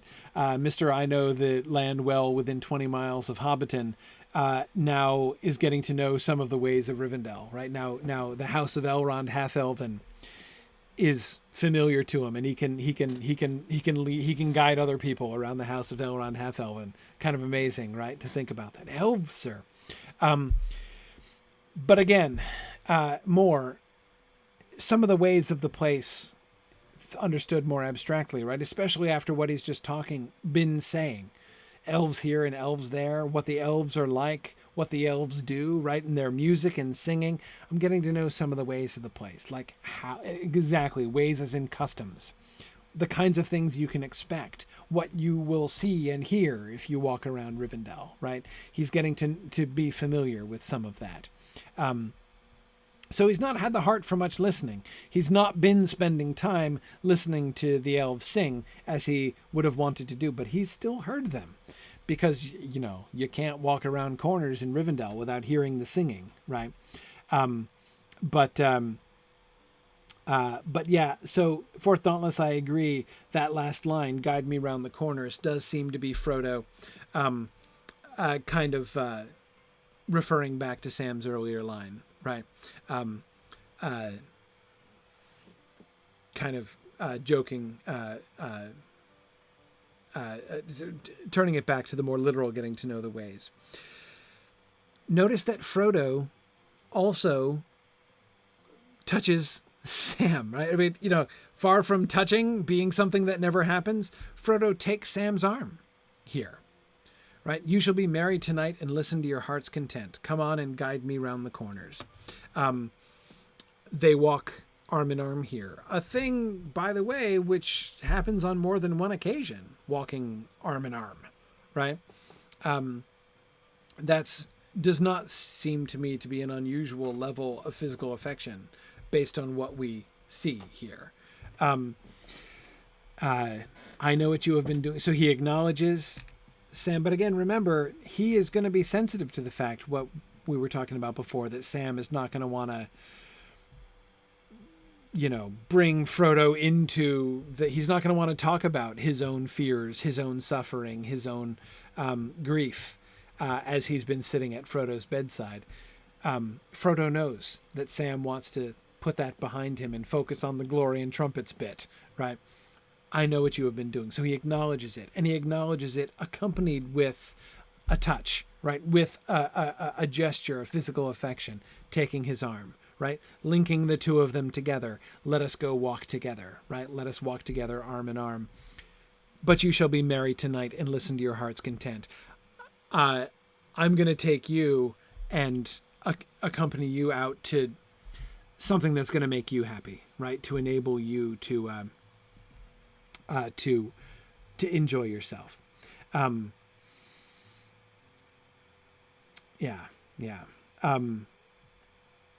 on and guide me around the corners, right? So still, giving Sam the pleasure of serving, right? Of leading him, but of course of guiding him. There's definitely gratitude there, affection and gratitude. The really understated affection between the two of them, and the way that it's acknowledged between the two of them, I think is really subtle, is really delightful. Yeah, good. Okay, it is getting late, and we've come to the end of a slide. So there we go.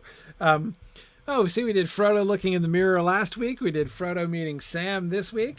We'll do Frodo meeting Merry and Pippin next week. There we go. Absolutely, Tony. He does want Sam to enjoy his time in Rivendell. This is Sam's dream, and now he wants to enable Sam to be able to really focus on, doing what he's not been letting himself do. Absolutely. Cool. Great. Excellent. Yeah. Oh, look at that. And you're right. We're leaving Frodo's bedroom. How about that? Right. We've been inside Frodo's bedroom, this guest room in Rivendell for, several months now. I think this is our 12th session on this chapter so far. Yeah, time for some more meetings and possibly a look outside, not through that one window. All right. Very good. So thanks everybody for our discussion here tonight. I'm going to say good night to the folks on Twitter and to the folks in the Talon there. Thanks for joining me, both of you. And we'll keep going here on Twitch. Time for some more Archeo gaming. We have some landscape to look at and some ruins to explore. So good night, Twitter folks and Talon folks, and I will see you guys next week. Bye. All right. Hey there, Lori. How are you? I am fine. Good. Coming. Okay. Here, let me. Okay.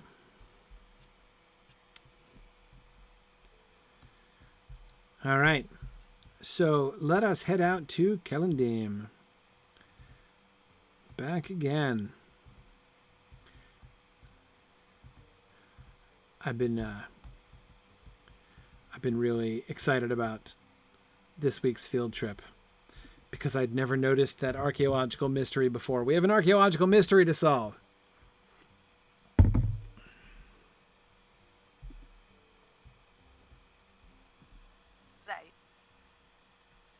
Okay. Let's see. Valor, could you say something again? I'm not hearing you very clearly. Test it. Oh, yeah, you're coming in and out, strangely.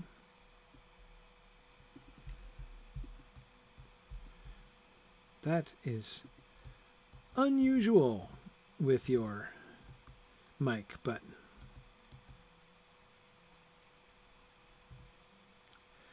And I kind of suspect that you're speaking sometimes when I can't hear you at all.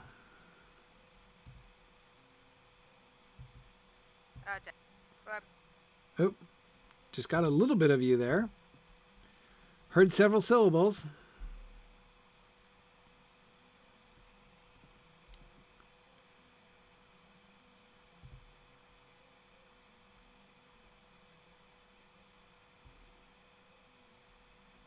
How's that? Any better? Ooh, yes. There we go. Okay, sounds good. Sorry, internet's been going in and out. We're going to get some thunderstorms. So.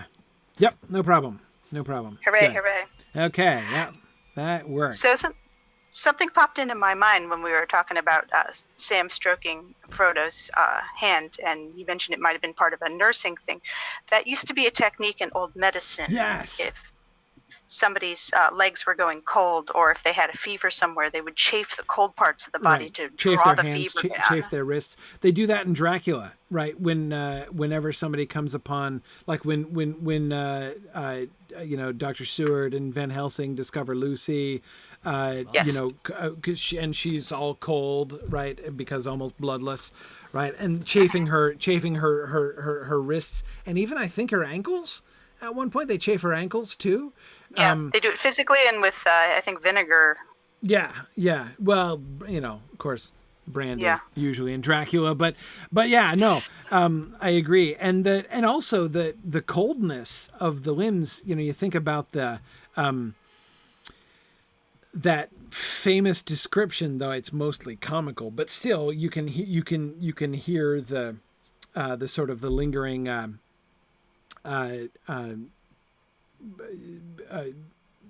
anatomical understanding behind it too. In Henry V, the description of Falstaff's deathbed, right? And yes. Feeling the coldness descending all the way down to his feet, right? That's right. But anyway, so I mean that coldness. I mean, Sam has to believe for several reasons, right? That the coldness of Frodo's hand there is a very, very bad sign. And so, yeah, chafing the hand and trying to he knows, again, he's helpless, right? He knows he can't do anything to help Frodo, but that would be the one thing that would kind of usually work, right? Or would do something. So yeah, no, I totally agree with you. Okay. All right. Let's go back up the hill to that tower. So yeah. We were looking at this tower. So we have all these elvish towers. We were noticing how fond the elves were here. Do we have any sense? I don't remember from talking to anybody, any sense of the age of Celondim? How long the elves have been here? I don't know. That's a good question. Like exactly what it was for. I remember almost now. One of the problems is I've only ever had like one elvish character. I've almost never played elves in Lotro for whatever reason. I don't know why. Yes. I've played a couple humans. I've played a couple. Goodness, were the trees this beautiful last week and I just missed it? No, yes, I did, because I turned off to this tower and the cliff right away. So I totally didn't even see this gorgeous avenue. We had to look at this lump of stone instead of the gorgeous cherry trees. Yikes. Woof. Yeah. That's amazing. Especially at night. I'm glad we got to see it this time because it really is just breathtaking at this time of night. Yeah, it is really beautiful at this time of the night, the way it's kind of lit up underneath with their lamps and everything. That's amazing. Yeah. But as when we're talking about the flashback, but the old elvish flashback that takes place with Elrond and our mentor, who's promptly killed, spoilers, that takes place in the elven settlement next to Thorin's Hall, though, not here. So the question would be: is the elven architecture of that fallen place similar to the old architecture or the new architecture here? Great question. We'll have to go and look. Absolutely. We will have to check that out. Right, yes, that old city that was fallen. It's all coming back to me now. Yeah, I think I have exactly one elf and one dwarf alt, so I've only done that twice. I kind of have an elf problem, so you know. Yeah, you have sort of elf addiction in your alts there. I get that. No, I've got several humans. I've got a couple hobbits. I've got a Bjorning, but I have only the one elf and the one dwarf. So yeah, my novels are just as bad. Yeah. Okay, so anyway, so this is the tower that we were curious about last week because we noticed all the towers, right? And how characteristic the tower. So just to look back at some of the towers that we've seen. Well, no, like the tower across the river there is, of course, a perfect example of these Celondim towers, which are all over the place, which seem to be not watchtowers, especially look from the number of windows all the way up, right? These are recreational towers. Recreational / residential towers. And then we've got this tower, which is almost totally windowless, right? Except I guess these maybe were windows that were bricked up, possibly, or something. But we were speculating possibly a lighthouse or a beacon. Yeah, maybe. And we've got the top of it down in the water over here. And where is it? There it is. Not much help there. Yeah, but still very, very few windows, right? So, and yet the filigree work, as we were noticing, does make it look elvish. So we were trying to figure out, so this is abandoned, clearly abandoned. It's not maintained, and it seems actually to be boarded up. Are there any doors? No. Door? Yeah, wait, here's a door. Oh, is there? A bricked up door. There it is. That's not a door. Oh, well, it looks similar to the windows. But, I mean, it's not currently a door, but... Yeah, it looks like a mantelpiece. There's an entrance. There's an entrance. Yes, yeah. Obviously, there would have been something. That was clearly how you went in, right? So, but the rats were getting in, so they bricked it up. Or something. Now, interesting by itself that they bricked this place up instead of using it, and that they've neglected it, especially given we can see that they come here, right? I mean, we've got this path, which looks just like the paths in Rivendell, by the way, with the stones and the grass, right? And you've got these lamp posts, right? Presumably lit every night, unless there's some sort of magic involved. Right. And you've got this gorgeous shrine up here surrounded by these beautiful blossoming trees. So this is not only a place that the elves do clearly repair to, but they also, it's a beauty spot. And then right smack next to this beauty spot is this ruin. Eyesore. Yeah. I mean, why would you brick it up and not take it down if you're going to, like, condemn it, right? I don't know. You get the feeling elves are hoarders. It's definitely one of those. Might come in handy one day. You never know. And, like, yeah, the destroying an old thing certainly doesn't seem like a very elvish move, right? Goes against their water, I think. Yeah. Now, so Druid's Fire, I do see your suggestion about, you know, that this could be some kind of ancient human tower. And that's what I want to do. Maybe I should get on horseback because we need to cover some ground here. I want to ride through at least through Kellendale. I just want to, I want to look around. Do we see anything else? So we've got all of this stuff, which is new era stuff, right? All of these things. So we've got the, like the red tile roof going on. We've got the windows Leaded and windows, everything. Yep. Yeah. A lot of vaulting on the doors. So without like thinking, you know, and analyzing every building, I just want to do a kind of survey of and I'm going to run into boulders, and I'm going to do a survey of the town and the immediate vicinity. Do we see any other older towers, any towers that match that other one, such that we can see, no, that's just a stone wall around a field. That's fine. I got excited there for a second. Saw some older looking, plainer looking stone, but these are just stone walls. So yeah, these are just to stop the rats getting in the fields. Right. Yeah. So that's which wouldn't work, but that's okay. Yeah. But still, okay. So we got the one now. I mean, interestingly, this little. So we're thinking they're. Yeah. What is this? Like an elvish. Oh, this is like a storage shed, right? Little open to the elements storage shed. Which this is a farmer person. Yes. Yeah. Novice farmhand, right? Okay. Yeah, this is the farmer tutorial in a very hobbity-looking area. Yeah. All right, hang on. Across the river, we can see more clearly from here. Look down over there. There's a gazebo or something across the way, but that looks like a modern gazebo, kind of like the one we saw. That's from the housing area. That's in the housing area. Okay. Yep. Look at the tower in the distance. Right up in top of the hill, behind all the elvish stuff, there's a very plain-looking tower, which I don't know if it matches the old one. I think it might be a dwarf. Oh, it's one of those big towers we saw over the gateways between here and the Shire. Oh, is it? Okay. Where we saw those big two tall towers, and we couldn't figure out why they were there or what their purpose was. Okay, right. I remember that now. Okay. Yeah, it's probably one of those. That's not the Ward Spire, is it?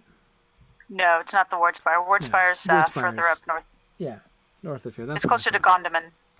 because where we're looking right across, right at the homesteads, right. So yeah, that's the Elvish housing, there. Okay. You'd see quite a bit of it, a lot more than I thought you'd be able to. Yeah. Okay, so I'm not seeing any other ruins in or around Kellendeman. We're kind of at the outskirts, right? Is it worth skirting around the... Yeah. Were there any ruins up in that... Yes, up this hill. Yeah, in this hilly area up here. Where's that, like, where you go start in the epic? Again, I've only done it once because I've only had one elf, but where you start with the epic quests up in that glade where the wolves are, is that around here? Oh, around the corner up here? That's it's all the way at the very edge of this Yeah. field. That is this direction. We heading there? Sure. Yeah, we heading there, or we going to the ruins? Why not? Let's head up. Well, I don't think there actually were any buildings there. I think it was just scattered barrels. Natural. Yeah, it was barrels, I think. There's but, barrels. You know. Right. Well, we're almost there. We might as well look. Just to make sure. You know, I could be wrong. You do take a lot of this stuff for granted. Well, exactly. Oh, okay. Pretty trees, pretty trees. It is beautiful up here. Wait, New Deed Elf Ruins Exploration? For real? Well, okay. It says it's ruined, so there must be ruins. If this is part of the Elf Ruins deed. Right, so I remember this camp. Yeah, here's a camp. Yes. Yeah. Right, and that's where they give you the quests, and then you'd go in here. But where's the... Where's the ruins part? It certainly suggests that there was a ruin. Yeah, all I see is, logs. And rocks. Barrel stays. Yeah, there's maybe a goblin. there's logging in here. Lots of wolves. I remember the wolves. You'll have to go north. Right, but why is this part of the Elf Ruins deed then, huh? I think it's just right next to it.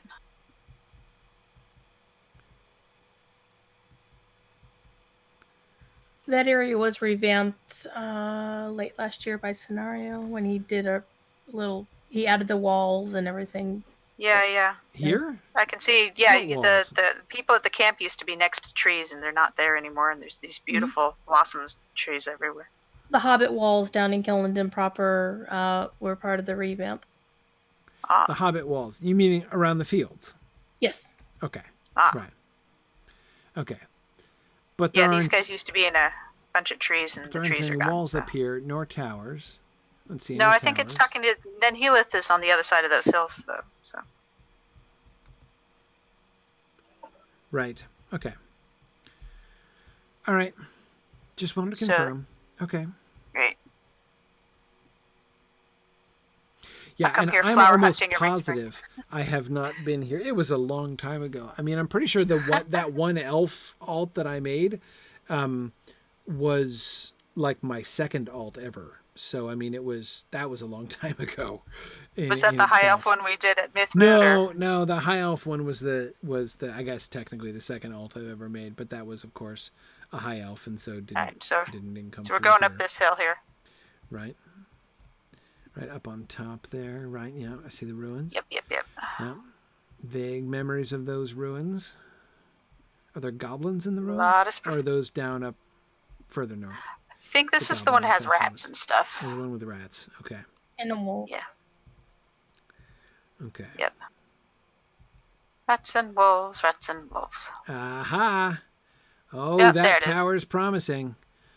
Yep. That tower right there looks very similar. Let's see. Does it have a decapitated head? I bet it does. How do we get up? Can we go around this way? Where do we go? I think so. I don't know. Terrain's changed quite a little bit. Go left or right, doesn't matter. Yeah. Okay, we can get around here. Good. All right. Yeah. All right. Aha. Okay, here's the head of that tower. And, there's the filigree work. Yeah, it's a little bit different, but the head broke in half. But no, that is it.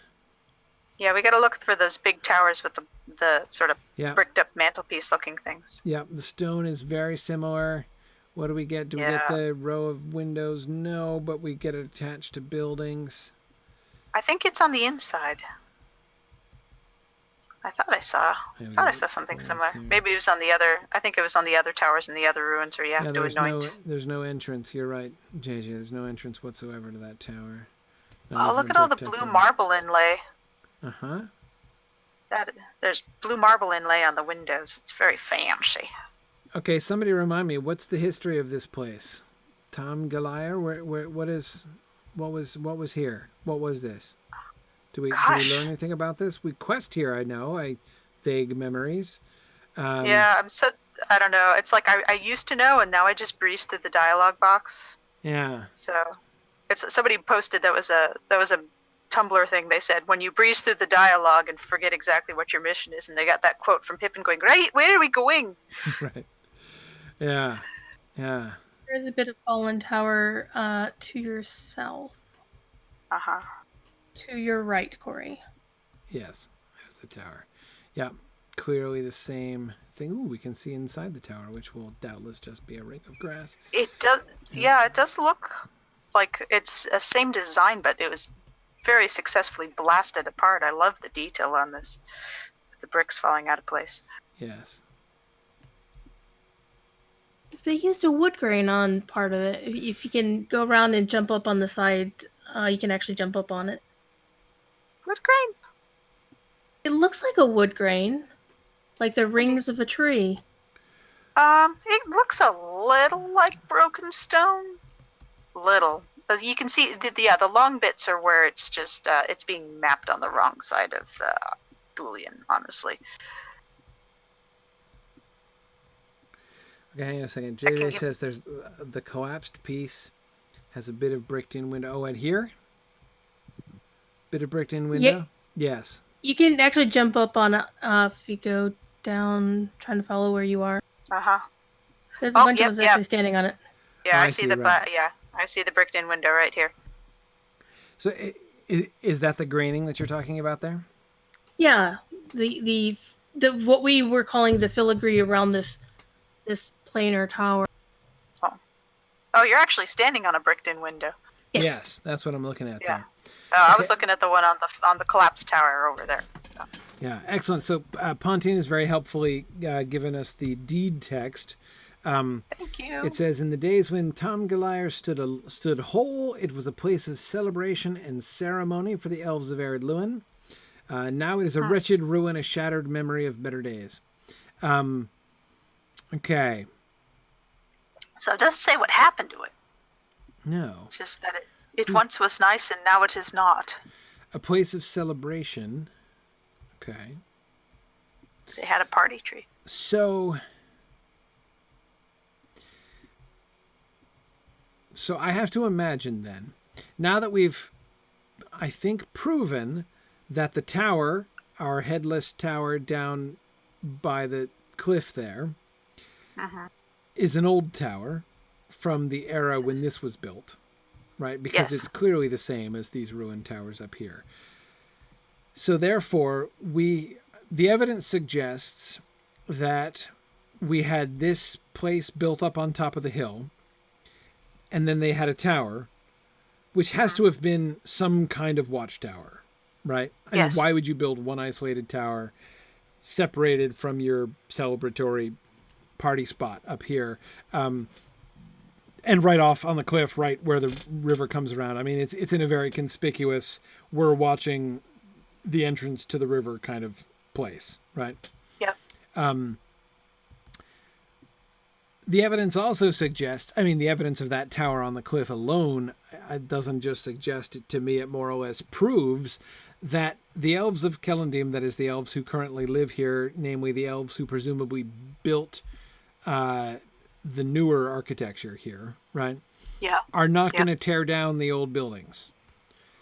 No. Because they've left them up. Even the one that is now an eyesore right next to their beauty spot down there, they've left that standing there, even though it's, again, not attractive anymore. Possibly not safe, but, you know, I'm assuming if they left it, it's safe.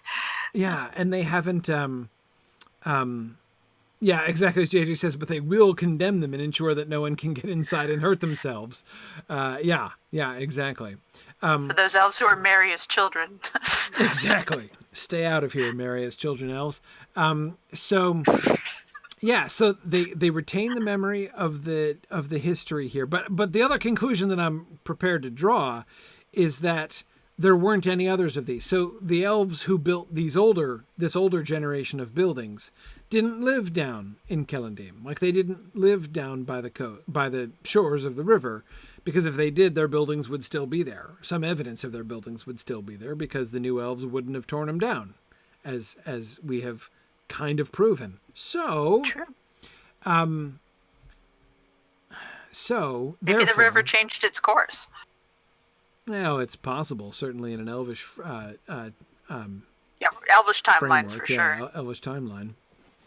So we have this, but there's a gap, right? I mean, there's got to be a gap.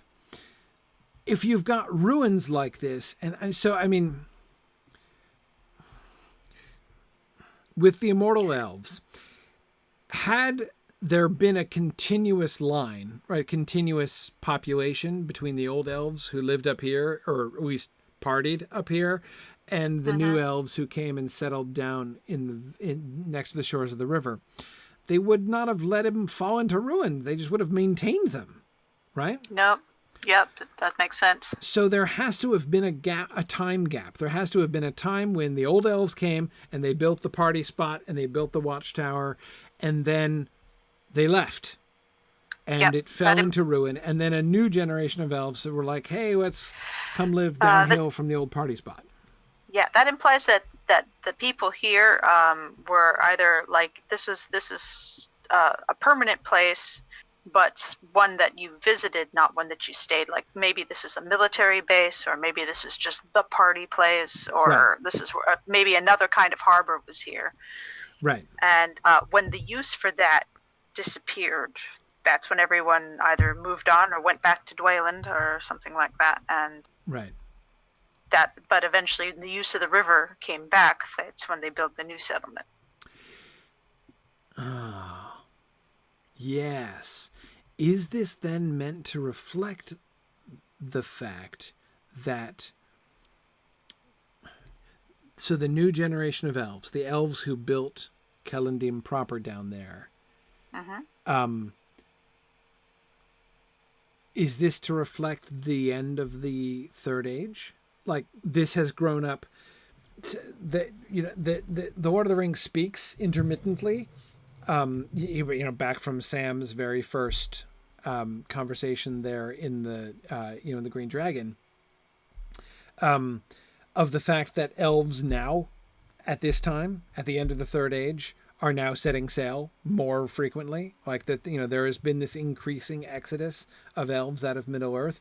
Is that the reason for the new? So like the elves who built the party spot up here were part of the older generation of elves who, would party hither and yon throughout Middle Earth, right? In this sort of roving, enjoyment of pandemonium. Yes, this party which rolled around the continent, right? But they didn't settle here. They didn't establish themselves down at the riverside because they were not. This was not a spot where people were being ferried regularly down the river to the Grey Havens, right? So, yeah, I mean, it's beautiful. It's by the river. There's beautiful trees here. It's your Epping Forest picnic. Right. I like Christie's suggestion here that Kellandim is the party campus. Ken Dythe took his classes here. That's why his black speech is rubbish. I can believe that. Well, see, JJ, I'm not sure. I mean, it does. She's wondering if it's maybe before fall of Beleriand, when it would have been more inland and less important. Certainly when we're thinking about, again, elvish timelines, right? So when we see a ruin like this, there's every reason to this could have been a first age party spot for all we know, right? Yeah, probably that does make not, sense. but maybe even second age or whatever. But yet you can easily imagine if this had been a hot elvish party spot, in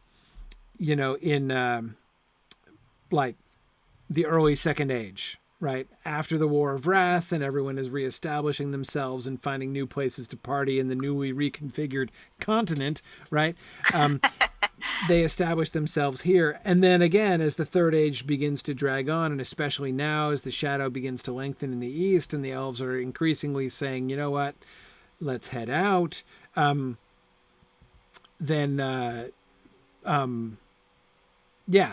This gets abandoned, and now the new settlement arises focused on departure. Yeah. Mm-hmm. Yeah, it's definitely becomes like a waypost, like on a train line or something. Architecturally, all this gold filigree stuff that we're seeing here, this is, it's surprisingly long-lived. It is, and it's like the work that we see not only in, I almost said Erebor accidentally. It's not what I mean. Eregion, right? It's like the ruins that we see in Eregion, the Noldorin ruins that we see in Eregion, and it's also like the ones that we see in that swamp whose name eludes me at the moment in the North Downs, the place where Glorfindel is hanging out in game. No, Gildor, is hanging out in game. Yeah, I was gonna say, that makes more sense. Glorfindel standing by a waterfall. Gildor, Ingorian. Oh, yes. Yes. Meluinen, thank you. Druid's Fire, thank yes. You. Yep. Meluinen. Yep. Yes. It's like the ruins that we see there. The towers are kind of like some of the, in Meluinen we see the gigantic columns. Anyway, it reminds me of that era. I can imagine Meluinen being a party spot like this one, right? They like their groves full of trees, don't they? Yeah. But those are all ruins, all of them. That it does imply that whatever civilization built any of these buildings, nobody lives them in them. Yes, the age of elvish partying is over. The elves are not partying in Middle-earth, and the party's over for the elves in Middle-earth, and so we have all of these elvish party spots, which are now no more. And they all went to Rivendell now. Yes. Exactly. So that's why we get the Tralalalali. It's the last great, it's not only the last homely house east of the sea, it's the last hot elvish party spot east of the sea. It is the last refuge of the partiers. Exactly. It's the place where the roving elvish party of Middle-earth has finally settled and will then peter out. Yep. Okay. No, Gandalf can make glow sticks for their raves and stuff. Yeah. No, this is coming clearer. And again, and that gap is to me the really important thing, right? There has to have been it has to have been ruins when they built the new city, right? When they built the new city down there, it has to have already have been ruins. Yeah. Yeah, and you just think about things like how long the siege of Mordor was and all of that, you know? Yeah. It's like you have to consider that, you know, how long was Middle-earth running on a skeleton crew of elves maintaining these ancient fine buildings that require a lot of handiwork, probably. Yeah, that's a good point, actually. If you had to pick a time, if I had to pick a time, so assuming that our archaeological conclusions are correct and that there was an era of, you know,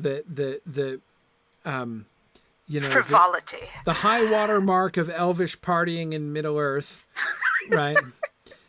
And it ended at some point, right? And then there was a gap. Yeah. Yep. The War of the Ring, like the first War of the Ring, you'd think would be the place, right? So like it's all fun and games until you start making rings of power. So from, you know, the fall of Celebrimbor through the fall of Gilgalad, right? That, you know, would seem to be like, that's the time when the party is over, right? This is where the fun stops, right? It's all fun and games until you lay siege to Mordor, right? Yeah. And then afterwards, record scratch, beat drop. Yeah, exactly. After that, And of course, many elves will have died in the war, and others have departed afterwards. Gilgalad's kingdom is no more. I mean, this would have been if we map it right and go back to the big old map. Yeah. Here we are. So this is not in the center of Gilgalad's kingdom, which would have been on the other side of the mountains, right? It's over here. And I know I'm not the only one who thinks that the ruins of Linden and the Grey Havens would be an excellent area to be opened up in the game. I know I'm not the only one who has made that request, but clearly there's plenty of excellent material for this particular part of the map. Just saying. But anyway, we're not there. We're not in the middle of Gilgalad's kingdom, but still in the big picture, clearly the parties would have been, but Linden as a kingdom really ceases to be, right? Yes. So in that time after the War of the Ring, after the War of the Last Alliance, that has to, then I say has to, I'm getting all confident now. That is the most probable time for when this began falling into a ruin, which then supports the idea that Celandine itself was built in the latter portions of the Third Age. So say we give it a couple thousand years, right? Yeah. To fall into ruins. And then like halfway through or like maybe in the final millennium of the Third Age, the elves build Celandine and they're like, okay, because it's time to head, right? Well, people keep camping out at this one part in the river, so let's start building some bigger houses and residences here. Yeah.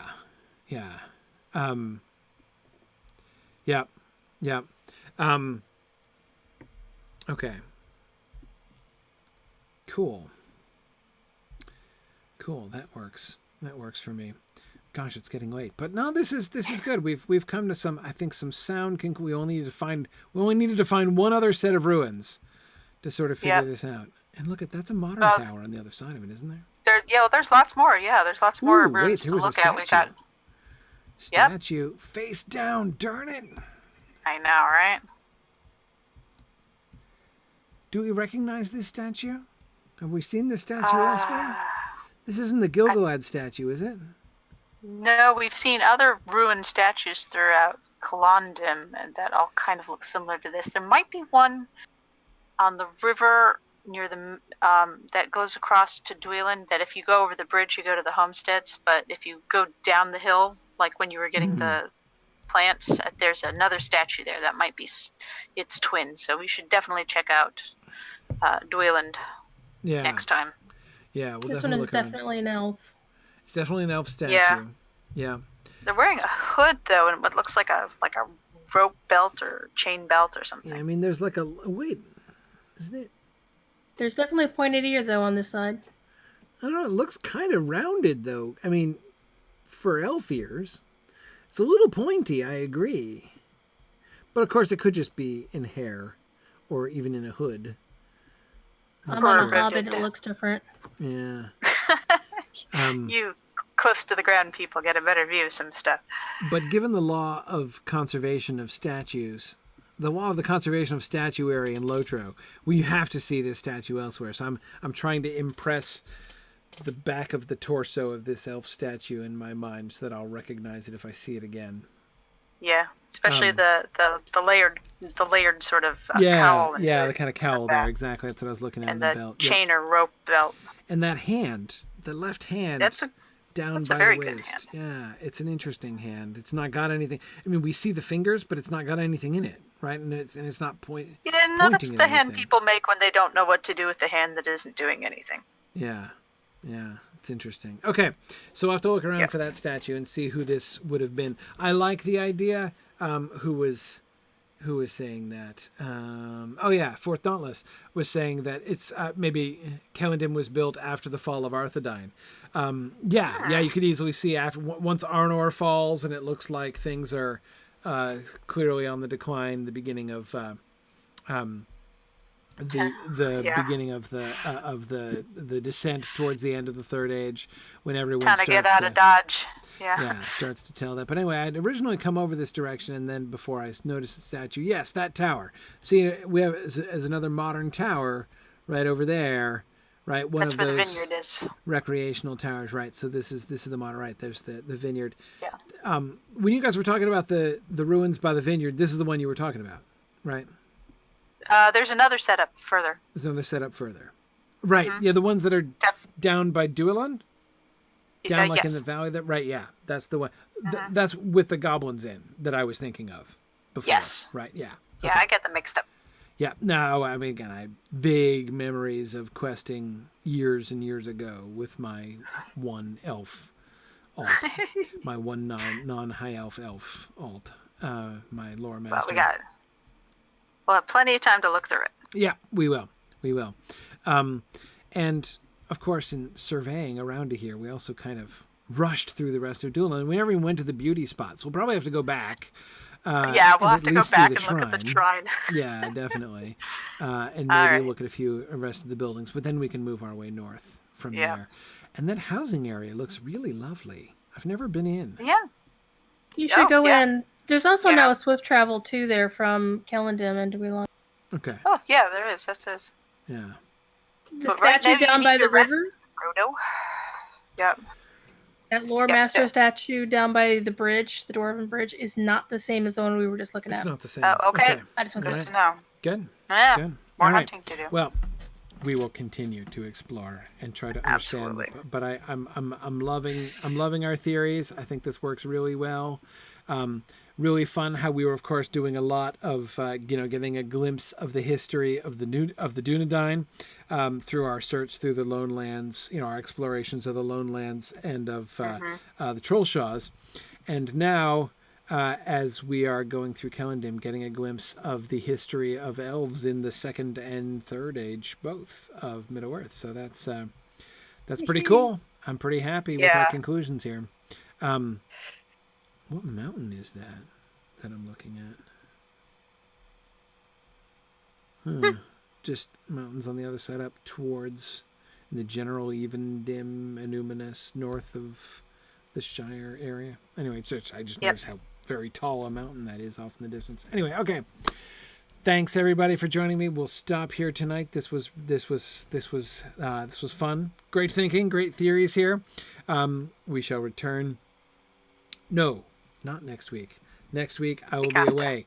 The week after we will have one more session between and then Mythmoot. Yeah, before Mythmoot. Exactly. And in Mythmoot we're going to have a Lotro session there. So I'm going to do a Lotro stream there, which will be fun. Huzzah! You're going to need a posse. Yeah, I'm going to need I should mention that because I am going to need to recruit folks. So we can but I decided what I wanted to do in my stream at Mythmoot this year. I want to do the Path of the Hobbit run. I want to start in like the Misty Mountains because I know there's no back door, so we can't start like from Rivendell and go through Goblin Town. But I want to start from the Misty Mountains and follow the path of the company. I'm gonna go to the Carrick, and I want to go through Mirkwood and then up to to the Elven King's Halls and then Lake Town and Dale and Erebor. All right. A lot of that are places I've never seen. I certainly have never seen the new place that just dropped today. Me neither. And I saw on stream, but I've never myself wandered around in Northern Mirkwood. Don't leave the path. That's what I want to do. So I'm totally going to need some level cap folks because I'm gonna do it with Wigand, who's my level 100 guardian, so he's not like gonna be too squishy, but he's gonna be pretty under level, not hideously. I mean, 20 levels isn't so bad, all things considered. I'm not saying I'd be able to solo it. I'm just saying they're probably not gonna be able to one-shot me, I bet. What's the worst that could happen? What's the worst that could happen? Exactly. So, and I know that like all the deer and the moose are gonna attack me and everything, but anyway, so I'm definitely gonna need an escort. I don't want to. I mean, I've seen what the moose in that area are like, right? So like, Mind you, moose bites can be pretty nasty. yeah. I'm not going to take any chances. Sister. Yeah. But anyway, yeah. As a level 100 guardian, my hope is that I can survive a hit or two. Is my aspiration. But obviously, I'm going to need protection. So, people. I'm game. People who would like to help, we'll do it on Landreval, of course, because that's where all of my other alts are. So I'll run it in Wiegand. If you could message Valori and let her know if you want to be part of the posse, then she can organize the posse, and we'll head up there. So I don't want to spend too much time running away from things or getting killed. Ideally, I'd like this to be a sightseeing tour. Though keep in mind, if you're going to be one of the protectors, that the mobs are one of the things I often also like to look at. So yes. We'll have to see. So the time, Hologra, great question. This is going to be Friday night at, I believe, 9 p.m. server time is the time slot that we are scheduled for the Lotro stream at Mythmoot. And so we'll do this as we've done it before. We'll have a live audience in the room as well as the Twitch audience, so it's going to be a fun time. Really looking forward to that. So we'll go through the Hobbit sequence and everything, and that's good. And so I think it's going to be a great combination of like me seeing parts of the game I've never been to before, as well as being able to be a really cool walk through parts of seeing their direct adaptation of scenes from the book, from The Hobbit, for folks who are not Lotro gamers and are just interested to see how the game connects with the books. So I think you'll enjoy it. The only thing I'm be curious about is to whether or not you'll be able to pick up the 2 deeds relating to the journey. I didn't get to pick them up when I was on a level 8, but I don't know if Wiegand will pick either of them up. Well, we'll see. If I can pick up the deeds, cool. If not, it's all right. I'm just in it for the sightseeing. Do what we can do. But, all right. Go anyway. We'll so that's the safe. plan. So let us know. If you can be available to help on Landreval that evening, and we'll get it sorted out. Okay. Thanks everybody. See you guys in 2 weeks. If not, do have all my other broadcasts this week. Mythgard Academy tomorrow, Silm Film and Grifflet both on Friday. So I definitely have a chance to see you guys later on this week. But if not, see you in 2 weeks. Thanks everybody. Good night. Good night. Thanks for joining me on this epic exploration of The Lord of the Rings and of Standing Stone's video adaptation of Tolkien's story. If you are having even half the fun I'm having on this journey, I hope you will consider supporting the project by donating at signumuniversity.org/fund.